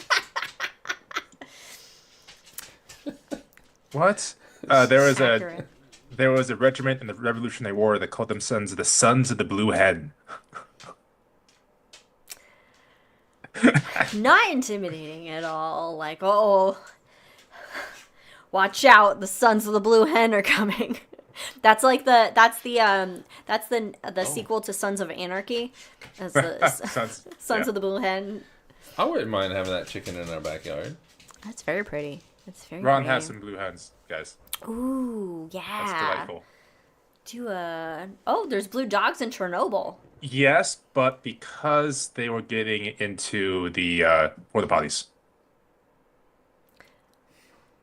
So not because of radiation, just because Not they because of were radiation. drinking porta potty water. I don't know if they were drinking it, if they were rolling around in it, or what. Why are there porta potties for one? Is that for people that are don't know. going to Chernobyl to check it out? Because they can't have lasted this You know, long. okay, They all right, weren't porta question. potties. Yeah. Porta potties, and you got the people that are, working, cleaning stuff up in their little suits, and they go into porta potty. They have to take the suit off, Yeah. Well, which seems they're not. counterproductive. it's not that bad anymore. Like you don't want to live there, right? So but you still don't need to be all suited up to go in that area. It's not that bad anymore.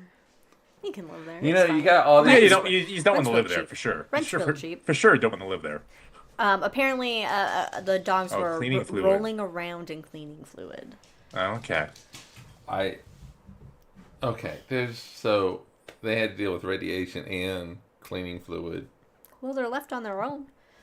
They got nothing else to do. They got no one to help them out and take care of them. Or radioactive puppies. Or they're smart and they were trying to clean themselves, but they're not smart enough to know what's in the cleaning fluid. That's not for body cleaning. So, do you think that evolution has worked in such a way now that since Chernobyl, in the amount of time, how many generations we've gone through with dogs and cats and stuff, that there might be some dogs that are a little bit more resistant to radiation poisoning? We got a Cerberus situation happening here. Yeah. No, I remember reading something about that recently, but I do not remember what the outcome was. I'm sure the gnats are real fucked up. Yeah, Because what's fucked up? gnats, because they're evolutionary. Oh, times. yeah. Because their Fruit flies. generations go by real fast, so you can actually see. Yeah, so evolutionary they changes actually and, would have yeah. some. I don't think we would notice any evolutionary changes so soon with anything else. Although, isn't there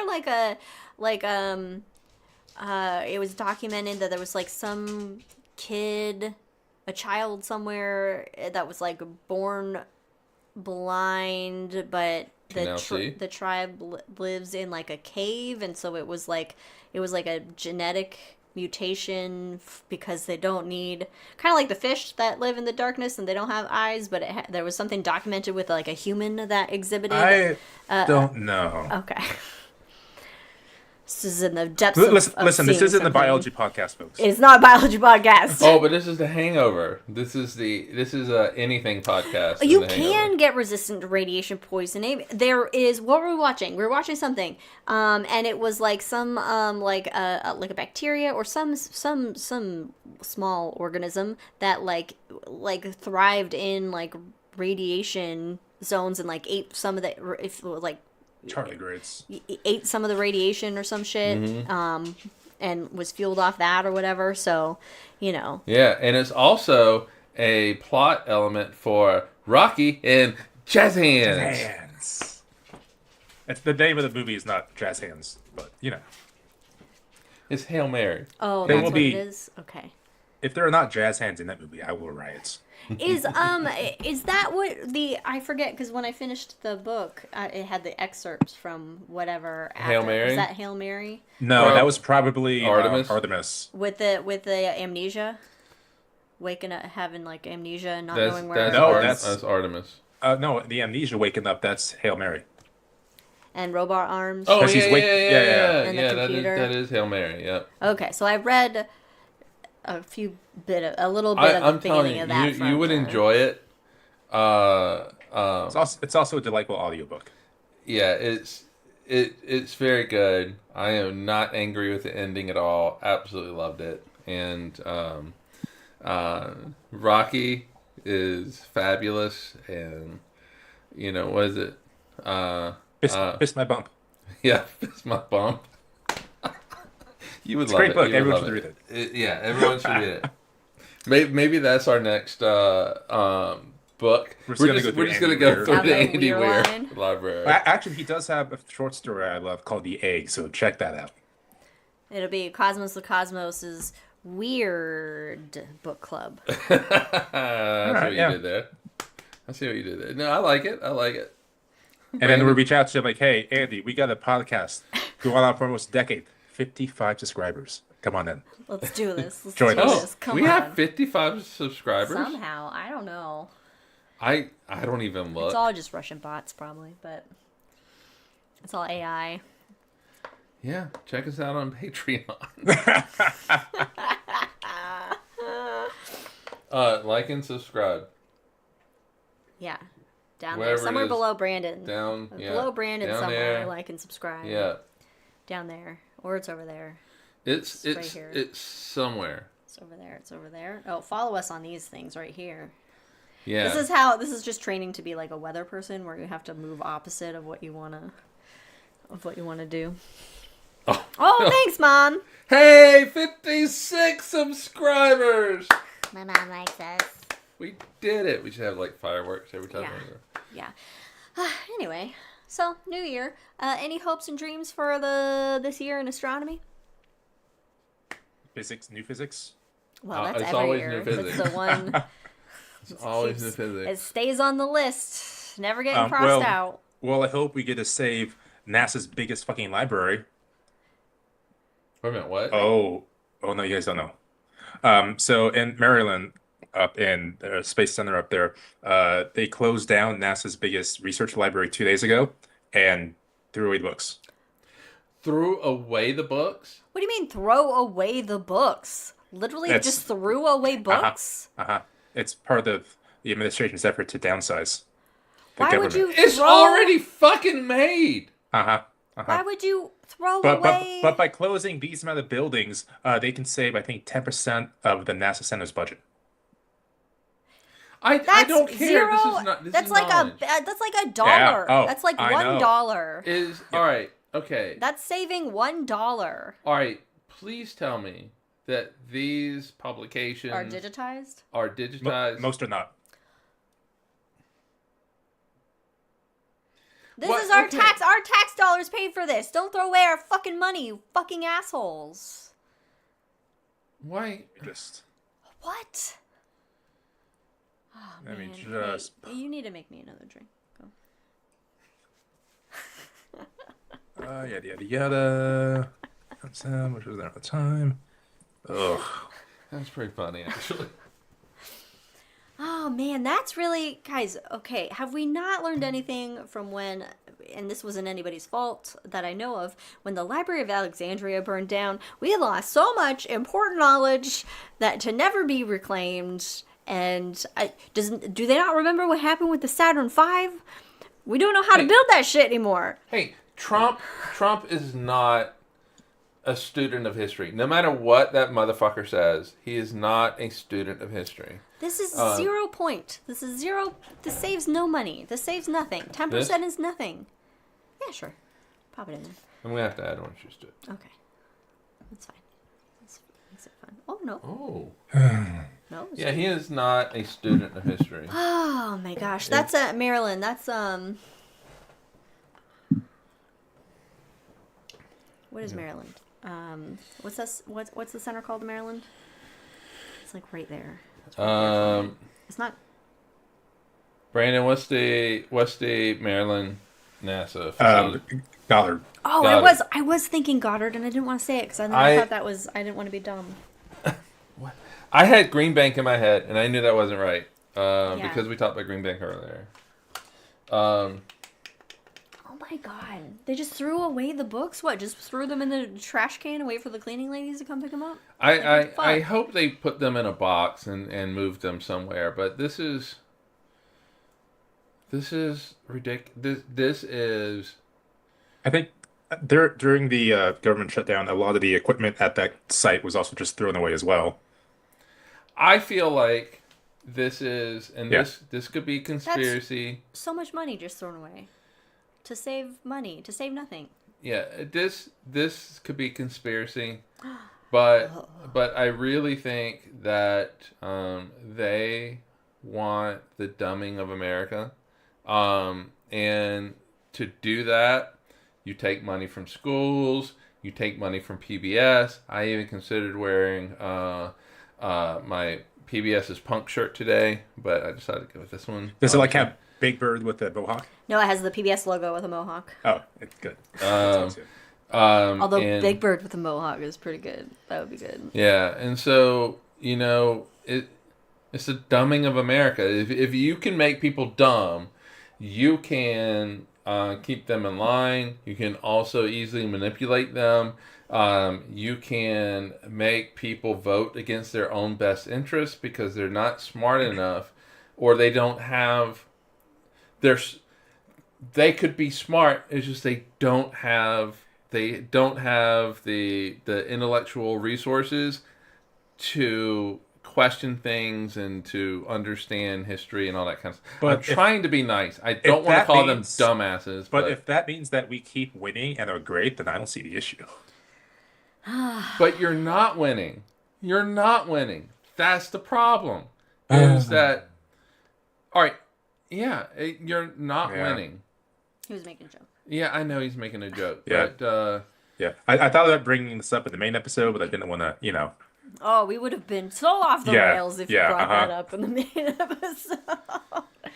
Oh gosh, well that's just disappointing. there's a reason why we won the space race, was to get an astronaut on the moon.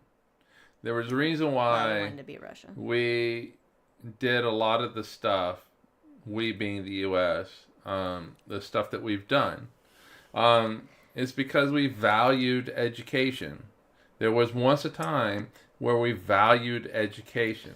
Now the only thing that we're worried about is trans women in sports, in women's sports.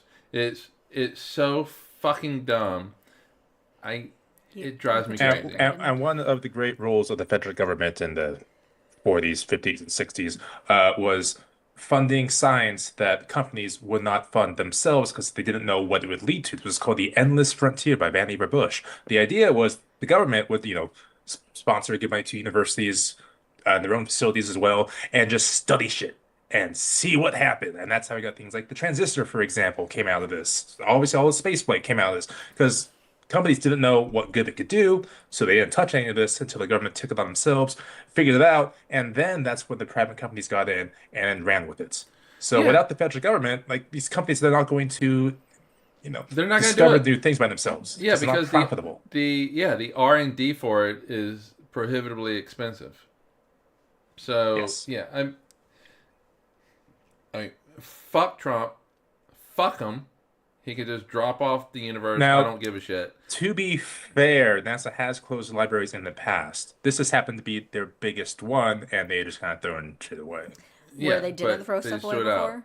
But also, They kind of did. fuck these people who don't want to make, quote unquote, America great again. The way that you make America great is to educate people. And fuck Project 2025. Oh yeah. Fuck the and the MAGA people. I don't want to say the Republican Party, because to me there's an extinction. There's an extinction of the Republican Party. Yes. There are a few people in the Republican Party that are not MAGA, and for them, to me, those are the Republicans. But the vast majority Good news are is MAGA. Project 2025 is done because it's now 2026. And they've completed most of their goals as well. So. Oh yeah. Just fuck it all. Does anybody Doing have any great. happy stuff? Happy stuff. This is your fault, Brandon. Do you have any happy stuff? Okay. Happy things. So Artemis 2 is launching this year. Very excited about that. Going around the moon with some astronauts. All right. say So, that. I would but say this that. is Liz's question. What's your hopes for 2026? Oh, right. Not closing down libraries. I think that's how we got That's a into good it. one, yeah. Okay. That's how we got into That it. was- Astronomy. Hopes. Are we talking like astronomy? What we hope we're gonna news comes out or Whatever you want. Whatever you want. I would like. asteroid? Yes, to come. Impact. Yes. Yeah. I think that's our only hope. And we then we and need then, to make a and then we video. can look up at it and be like, We need to make a little video of like you, because it's Princess Leia, leaning into like R2, going, "Asteroid, you're our only hope. Asteroid, you're our only hope." No, I would like to see. then only the preppers survive. But it's gonna And then be they'll be technology. vindicated, like, haha, see? I'm excited to see what Gaia does this year for sure. Not Gaia. I'm sorry. Vera Rubin. Oh, okay, very Yeah. good. Yeah.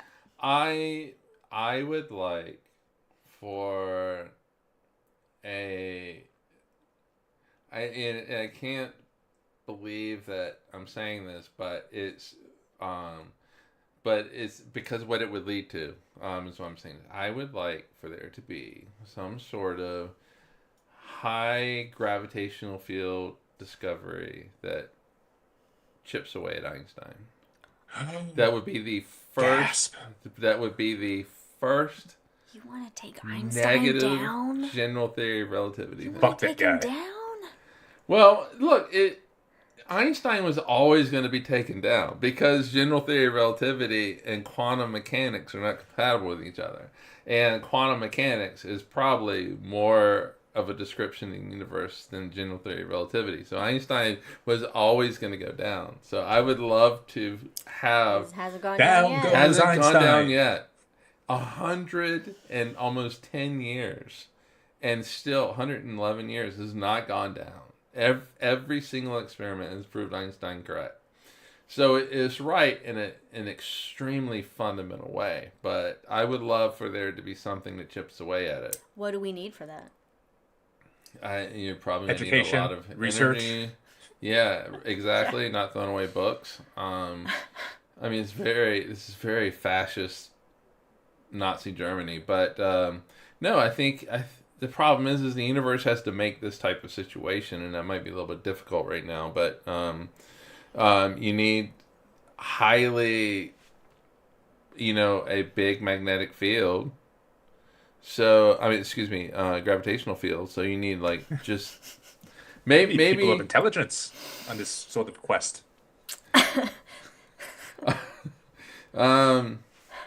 Maybe you need something like just a black hole that just defies all expectations. Oh, I thought you were gonna go with black hole, and we were all drawn into it, and then I mean Yeah. that happens. I would love to die that way. Death by black hole. Death I by mean, black hole. It would be uncomfortable for just the briefest of moments. but you die before you would even get into the black hole, so you can't even be like, Yeah, oh, I'm gonna but know what's what- going on No. inside. See, I'm gonna curl up into a ball really tight, right? So it can't stretch me out, right? Yeah, And then I'll that'll get work. far as I can. That'll work. I mean, curling up into a ball will... Okay, I want you You'll go a to little get further before you some pop. silly putty, and I want you to roll the silly putty up in a ball, and then I want you to stretch it and see what. Yeah, but I'm stronger than silly putty, so it's fine. Well, but all right, so if Brandon were to fall in feet first in a straight line, Yeah. he would stretch and pop before if he was in a ball. Yeah. Can you imagine how good for that the would briefest feel moments, yeah, on for your the back? briefest moments, it's like when Gonzo's getting stretched in the Muppet Treasure Islands, and he gets really long legs and oogly boogly boogly. Katie, help me out here. Yeah, I can imagine I go to the medieval stretcher torture device, but it just feels like it would just, oh god, it would feel amazing for The briefest of Second. the moment, feel good. Yeah, feel it all would my feel good. vertebrae kind Worth of it. spread That's the out. last moment of happiness you'll ever have. Oh, it would Okay. be worth it. All right, Yeah, so- just, finally. Death by black hole or jumping into a volcano. Oh, Okay, so NPR had Science Friday had a volcanologist on the other week, and they asked kind of what is it like a river? Would you fall into it and go swimming? And she goes, it would not be like Gollum falling into it, where you just kind of dive in. You would actually sit on the surface and just burn up that way. So it doesn't sound pleasant.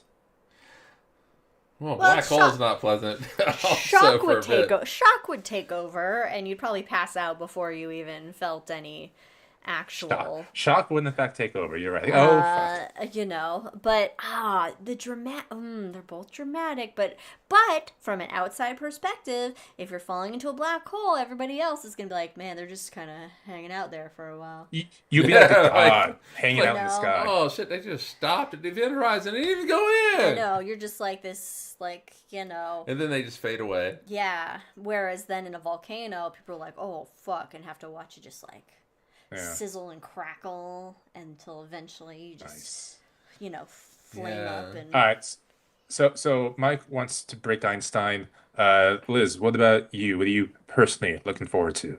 Oh God, I don't know. Pictures. I don't have lofty. Yeah, see, I'm not as deep or have that lofty goals of new physics and math and shit because I whatever. didn't bring math into this. Physics is math. Physics is math. The language of physics is math. Boom. And not even math with numbers. But anyway, that's beside the point. So, yeah, picture. I always look forward. Letters represent numbers. It's still. Yeah, so, yeah. Usually pictures is what I look forward to. It's just pictures. But seeing what Vera Rubin comes out with. Because that's the big thing. Yeah. I hope that Maven reconnects with NASA. Check out our main episode for more on Maven and what's going on there. What happened to Maven? It's And the Mars and triangle. ultimately, probably, I don't know, aliens. Yeah, why not? It's about time. Let's get some aliens. We were actually out. So we were out with a couple of our friends who live in town part time near us, and It sounds so bougie and pretentious. well, we're hanging out with our friends Yeah, they who just, live in town. they live here part time. Well, I don't want to like out name them or whatever in They case they don't got want to so be much money they named can out bounce. on the internet. But anyway, so we were hanging out with our friends and we went out to see some local stuff that was going on in town, and we went to a local shop that has a lot of crystals and that kind of bullshit. It's a nice shop, though. It does have some fun things in there. Some really cool incense holders. But anyway, your DIY spell making kits, that kind of thing. And I was guffawing, crystals or whatever. And I was like, well, and she was like, well, you believe in, it's like you believe in aliens and you laugh at that. And I'm like, no. In my head, I was like, no, I don't believe in aliens coming here to the Earth as in UFOs. It's just the statistical probability based on the size of the universe that they're there. that there's some form of life and very highly probable intelligent life somewhere out there. That's the aliens that I, believe in, so to speak, or like, yeah, probably shit out there. We can't be all alone. We could be, but I'm going to say statistically not. So yeah. I would like, hey, just come over for a visit. Stop on by. Give us a little hope that there's other shit out there in the universe, and maybe shit's worse than what we're experiencing now. Maybe it's some bad aliens that make us go, oh, fuck. Or it's some good ones, like the Vulcans, and we go, oh, fuck. Either way, I'll take either one. But either response I will take. So I'm hoping for that. So hoping for aliens, yeah, because the whole thing with like the Vulcans, and they say it in First Contact was, the Vulcans came. I think Geordi or somebody was talking to. It doesn't matter, but telling Cochrane. Zephyr Cochrane about how the Vulcans united humanity in a way that nobody thought possible.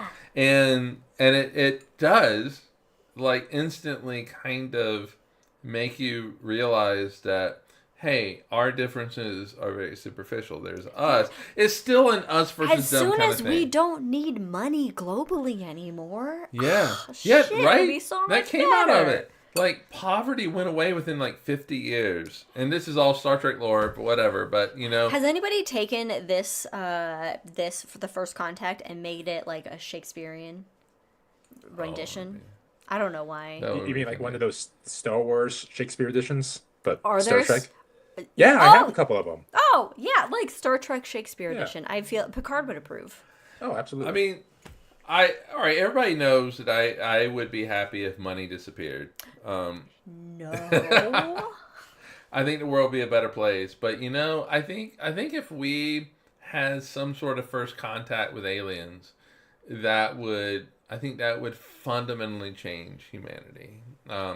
And it just, I wish for that every year. Here's the problem, though, is that the First Contact with aliens, if we were to have it, and man, we've gone through the gamut of topics on this hangover, but First Contact would definitely not be with anything remotely resembling ourselves, aka humanity, or anything on. Right. It would probably be more of an arrival situation where it's like, we gotta figure out what sounds are being made. Yeah, I mean, the pessimist in me doesn't think it will unite humanity in any kind of way. It could be nations jockeying how can this benefit themselves. I know, sabotage the other nations. Right. That human selfishness and greed does kind of take precedent in my thought as well as what would happen. I have a very pessimistic view of the reality of what would happen. All right, hold on. It's a shoot Let me first defend myself. and find out what we're shooting later. I think that's what it's going to be. But I want the Star Trek universe and want the fucking Star Trek universe. We all want the Star Trek universe. But the reality is going to be Independence Day where we start shooting these Okay, things. but that's kind of fun because they were shooting us first, though, and that wasn't great. So technically, we were on the defensive. We didn't shoot first; hey, they shot first. Here's the thing, though: Just aliens saying. show up, and then Will Smith punched him in the face, and then he couldn't go back to the Oscars for 10 years. Do you think? Welcome to Earth, motherfucker. Yep. No Oscar for you. Do you think though that if aliens show up, do you think it's just a flyby of like Vulcans and all that kind of stuff, or do you think it's going to end up being like Independence Space Day? is too big for them to just be like, let's fly by this planet and Exactly. see what's going on. But if they have the technology to do interstellar flight, maybe it is pop in, pop out, doesn't matter. Maybe the wormholes are a thing, and they Or can just maybe beep, they boop, don't boop. give a shit. That's true. That's true. They don't give a shit. I think they have seen our first radio signals, Or and they don't don't, give a shit. or their thoughts are nothing that we can comprehend because we're basing any assumption or idea on aliens after a human behavior because that's the only thing that we can do. No, we're not. I don't think. Well, yeah, okay, yeah, we're doing that, but yeah, no, we're definitely doing that. I mean, life on Earth is very diverse, from just the microscopic to the us and giraffes right, and but elephants. And what shit. do we all You do? know. We all fight with each other. Do amoebas fight with each other? Yeah, they will go eat other shit. Do water bears fight with each other? Oh, tardigrades. We didn't cover that on you know our what? tardigrade They're just episode. Check out our episode on tardigrades. cuddly and cute. So what do we fight over? We fight over God, Gold, and Glory is, the three we tenets fight of over Spanish dumb stuff. exploration is what we typically fight over. All right, so I mean, is it too much Or resources. to think that aliens would fight over the same things? Their version of God. I'm willing to bet, like, if there's a species out there that got into flight, they wouldn't have to fight because they could just destroy the other species. It's a whole Dark Forest situation, right? Isn't there's that one- Independence Day? It would be it's interesting then to see. So we know that the laws of physics as we know them, as we have been able to demonstrate and prove them, operate the same throughout the universe. Yes, that is Relativity 101. Yes. Okay. So then taking that kind of law of physics, then the sort of behavior of life, would it behave the same way across the universe? And the basic behavior of life is basically eat and reproduce. Those are like the two main things: eat and reproduce. And then as things evolve, then there's a little bit more to that. Is behavior physics though? I know underlying. I'm not saying it's physics. I'm just saying, is there the same? Could there be that same kind of premise of universality to life, behavior of life, or even psychology of life? Like, do aliens have a Maslow's hierarchy of needs? Yeah, exactly. Is there a universal Maslow's hierarchy of needs? I bet you. Shelter. I bet you that at the start, yes, that what we do to survive would be what aliens else We would become a nature versus nurture. How prevalent is that applied to the universe? However, what is great about humanity is that we have the capacity to go beyond that. But is there art elsewhere in the universe? That's the abstract thinking. Is that an evolutionary feature that is maybe a universal thing, or is that just but I think that's Earthbound also thing? limiting to, or I think it's a speciesist comment. Like, does Earth exist out there, or do other aliens, maybe they're big ants, they don't have a concept of Earth, they don't care, but can still do these other things as well? And Right, ants on okay, Earth okay, are but very here's the thing. intelligent. They Here's the invented thing. air conditioning before we did. If you can abstractly think, and I am speaking from a deficit here. I am speaking from ignorance. This is just my human opinion. brain perspective. This is just my opinion. That if you can think abstractly, you can overcome some of this stuff. Like, you can overcome the desire to go off and kill somebody else to get their resources so that you have their resources so that you can eat and stuff like that. You can overcome some of this stuff. And it's not necessarily an art thing, though. That was just an example. Right. No, I got you. But yeah. So I think just like the first thing that popped in my head when I was kind of formulating this, is not completely formulated, is like, Buddhism, you meditate and all this kind of stuff, and you come to the root. They're all buddies in Buddhism. Let's see. Should we get the Dalai Lama to come in and he'd probably have a laugh, Yoda laugh with that, but his laugh actually does sound like a Yoda laughing.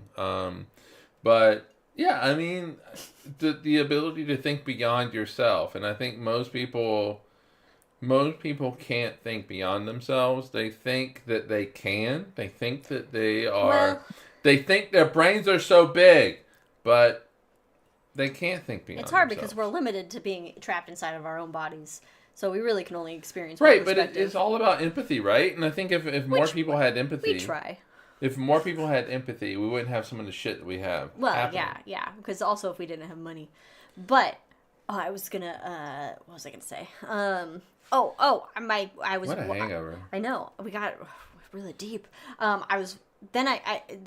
got the thought during your spiel, like, ooh, I wonder, and again, we're not a biology podcast or a psychology podcast or an evolutionary biology podcast, but so if we look at species on Earth, right, there's like, you have species that are instinct driven, but you can have ranges of intelligence, like orcas and dolphins, very smart octopi are also very intelligent creatures. They can work out problems, but still their one focus is basically food, reproduce, that sort of thing. Mm-hmm. So it's and then we have developed, and then you have like primates where there are like and elephants as well, where you have species that exhibit like emotional connections. Mm-hmm. Same thing in orcas and as well, whales, emotional connections,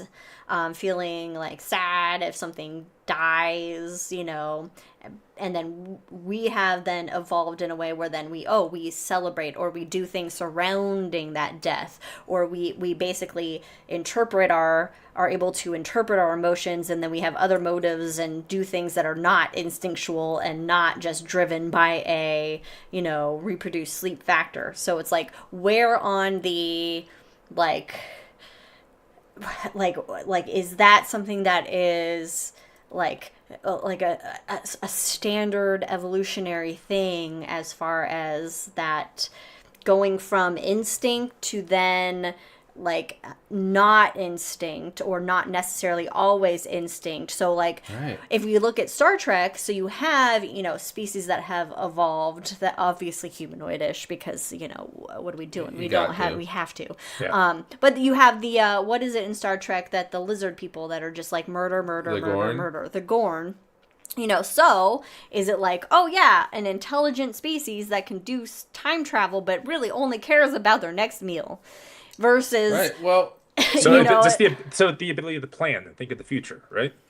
Yeah, I mean, the thing is, though, is we only have a few actual data points that aren't on TV or in movies, and so we don't have a lot of data points, and most of our we have no data points. Well, no, we have a couple. We have ourselves, and then we have the species that are here on Earth, But also, we spend a lot of time trying to say that we are the top of the. Meanwhile, sharks, pyramid are like, "Hey, come in the water, buddy." Yeah, and I'm waiting for you. But are those sharks exhibiting like they're not malicious? They're not doing it maliciously. They're like, "Hey, look at this weird otter. I'm gonna eat it. Yeah, I'm hungry." Yeah, I mean, it is all about energy. It is all about energy. If you want to reduce it to physics, it is all about energy in, energy out. And so you do have to take. Oh, did you spill it? I did a little bit. You have to get a certain amount of energy in to survive. Well, yes. However, though, we are smart enough to come up with alternatives to, you know, killing cows and killing pigs and stuff like that. But God, it tastes so good. That's but if we really wanted to say that we are emotionally involved and stuff like that, we would figure out a way to have the energy that comes into our body to sustain us would be something that does not involve, killing other creatures. Realizing, all these meat eaters, and I am a meat eater. Don't.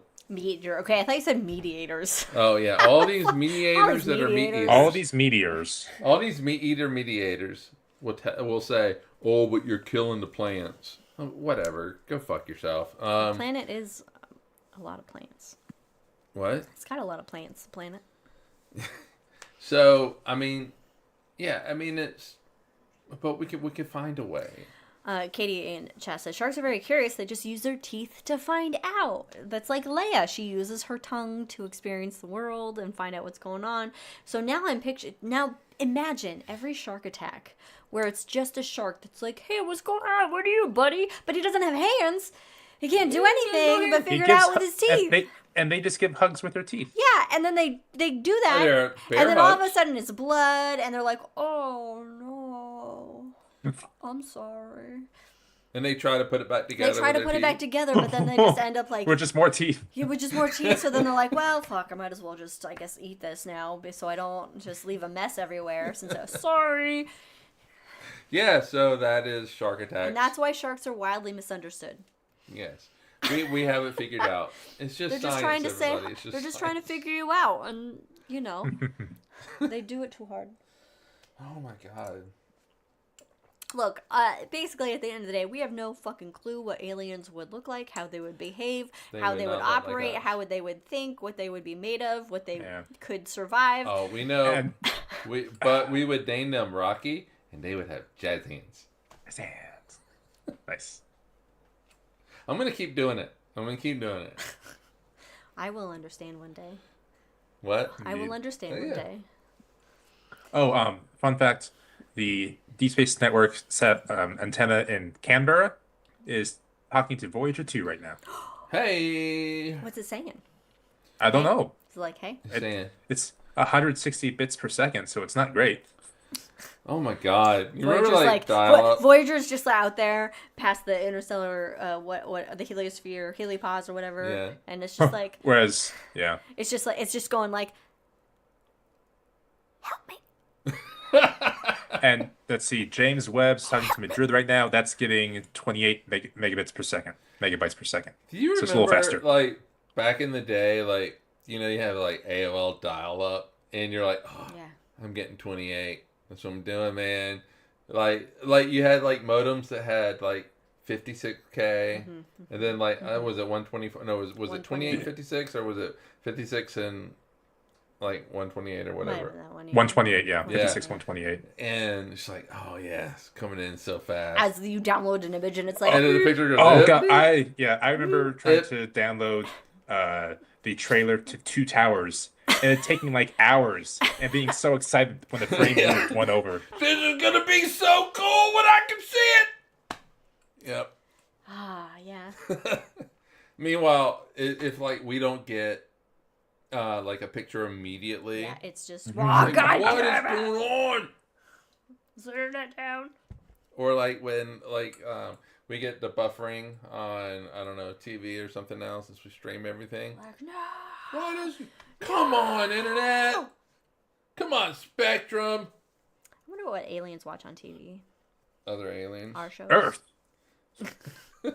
Our reality it's just TV Earth shows. Channels, and it's They're just really satellite imagery of Earth. And just, they're really into below deck. Yeah. It's the exact same thing. I have never seen that show, but it seems like everybody talks about it. Like I asked Ricky, my sister I was like, hey, what are you doing today? Oh, we're just watching, I asked what she did for New Year's, and they were like, oh, I'm just watching TV with Patrick, and stuff over reruns. And I was like, oh, what are you watching? Below Deck. And I was just like, God, I've never I seen feel it. like it's got some good trash drama on sure. it. It sounds you like know. it because it's just all drama. It's and, like what the people that work on the fancy yachts and what they Yeah, and then that one lady was on Traders. Yeah. That's our guilty pleasure is Traders. So That's fun. Don't know what that is. you should check it out. It's Look it great. up. It's good. They got a UK version. They got the American version with Alan Cumming is great. He's fantastic as a host. Katie's her. I'm surprised that Katie, you haven't watched Below Deck since you love good reality trash. Big 90-day fiance. Or like, that's what they're watching. They're watching 90 Day Fiance. So now they're like, Married at First Sight. hey, can we marry a human? Can we marry an American and get that green card in 90 days? Oh, with 90 Day Fiance. Yeah. Not now, not so easy. No, Trump will kick him out. Especially for never mind. All right, cool. You're in charge of this. You can. Oh. Yeah. Oh, you're the host We're this just gonna time. keep Yes, going. I am. Okay, well. This is the show that never ends. Yes, it goes on I'm and on, my I'm friends. Some surprised people at- started watching it not knowing what it was, and they'll be stuck watching it forever just because this is a show that Okay. never ends. Oh, Yes, it goes on and on, my Can we friends. mute him? I could, yeah, actually. No, this was actually this went on a wide gamut of things in this hangover, and I did not expect to be discussing the philosophy of alien life in the universe on this hangover. Welcome to the but hangover. We Welcome did to it. the That's what hangover. happened. So, to recap, for 2026, Mike hopes there's new physics or some big gravity thing that New happens physics. that New fucks up physics. Einstein. Brandon's looking forward to, what'd you say, Vera Rubin, Artemis 2, astronauts And you going saw around the moon. aliens. And I just want fucking aliens to actually come here and be like, what's up? Would We're you? either gonna if an destroy alien you were or we're come, gonna be friends. If an alien would come, would you be like, yeah, take me up? Yeah, I'd be in Independence Day. I'd be on the roof, that one lady on the roof with the sign But where you her friend have, was like- like, don't go. You have like Jackie with you, so you take Jackie too. No, I would never I wouldn't take Jackie. You leave Jackie. You would take Jackie? I don't know what's going to happen. I'm not sure of it. I'd be too scared to take Jackie. But you would have life without Jackie. Okay, I guess that's a point. Yeah. Yeah. Okay. I mean, you I wouldn't guess take I'm already. me because I I'm guess already because not I'm part already of the thinking number. I already know what's going to happen in the situation that I don't want Jackie there because it's going to be death. But I guess if I don't know what's going to happen, yeah, I'd be the person that's like, take me, get me off this fucking dust bucket. They'd probably show up with like it's just a like alien. I cult probably and they wouldn't. want We news. probably wouldn't even know it happened because we wouldn't be paying attention to what's going on. You'd like get the CNN headline like a day later or whatever, and we'd just be like, "Oh shit." Yeah, Leia would definitely not let me. Don't go where I can't follow. But anyway, so Nice that's Lord of the our Rings reference. For that's our hopes for 2026. But either way, it will be a year that will happen, and things will happen That's for sure. in this year. What things, we don't know. It's not off to a great start, but we'll see what happens. And But we're only 4 days in. Hey! But on day 4, we had a podcast. we had a podcast. So join us in 2 weeks. Whatever. Well, from when this comes actually out, it'll be like the next day. For our next episode more of on time. Cosmos with Cosmos. You can find us on the YouTubes and on social media advertising when we're gonna have our episodes at Cosmos with Cosmos. Except for on Twitter. I don't know why I'm southern right now, but we're going with it. Which is at Drinking Cosmos. Check out The Shot on YouTube and Spotify's every other Wednesday. A new shot of astronomy down your gullet. And we'll see you next time. And may the new year bring Be great. everybody health, joy, happiness. And that's what it brings. I And don't have a nothing lot, else. but cheers, everybody. Cheers, everybody. Ting ting. All right. Oh, I had a little pop up there. Okay. Goodbye, everybody. Goodbye. Bye-bye now. Cheers. We'll Have see a ya. great 2026. See you in 2 weeks. Bye.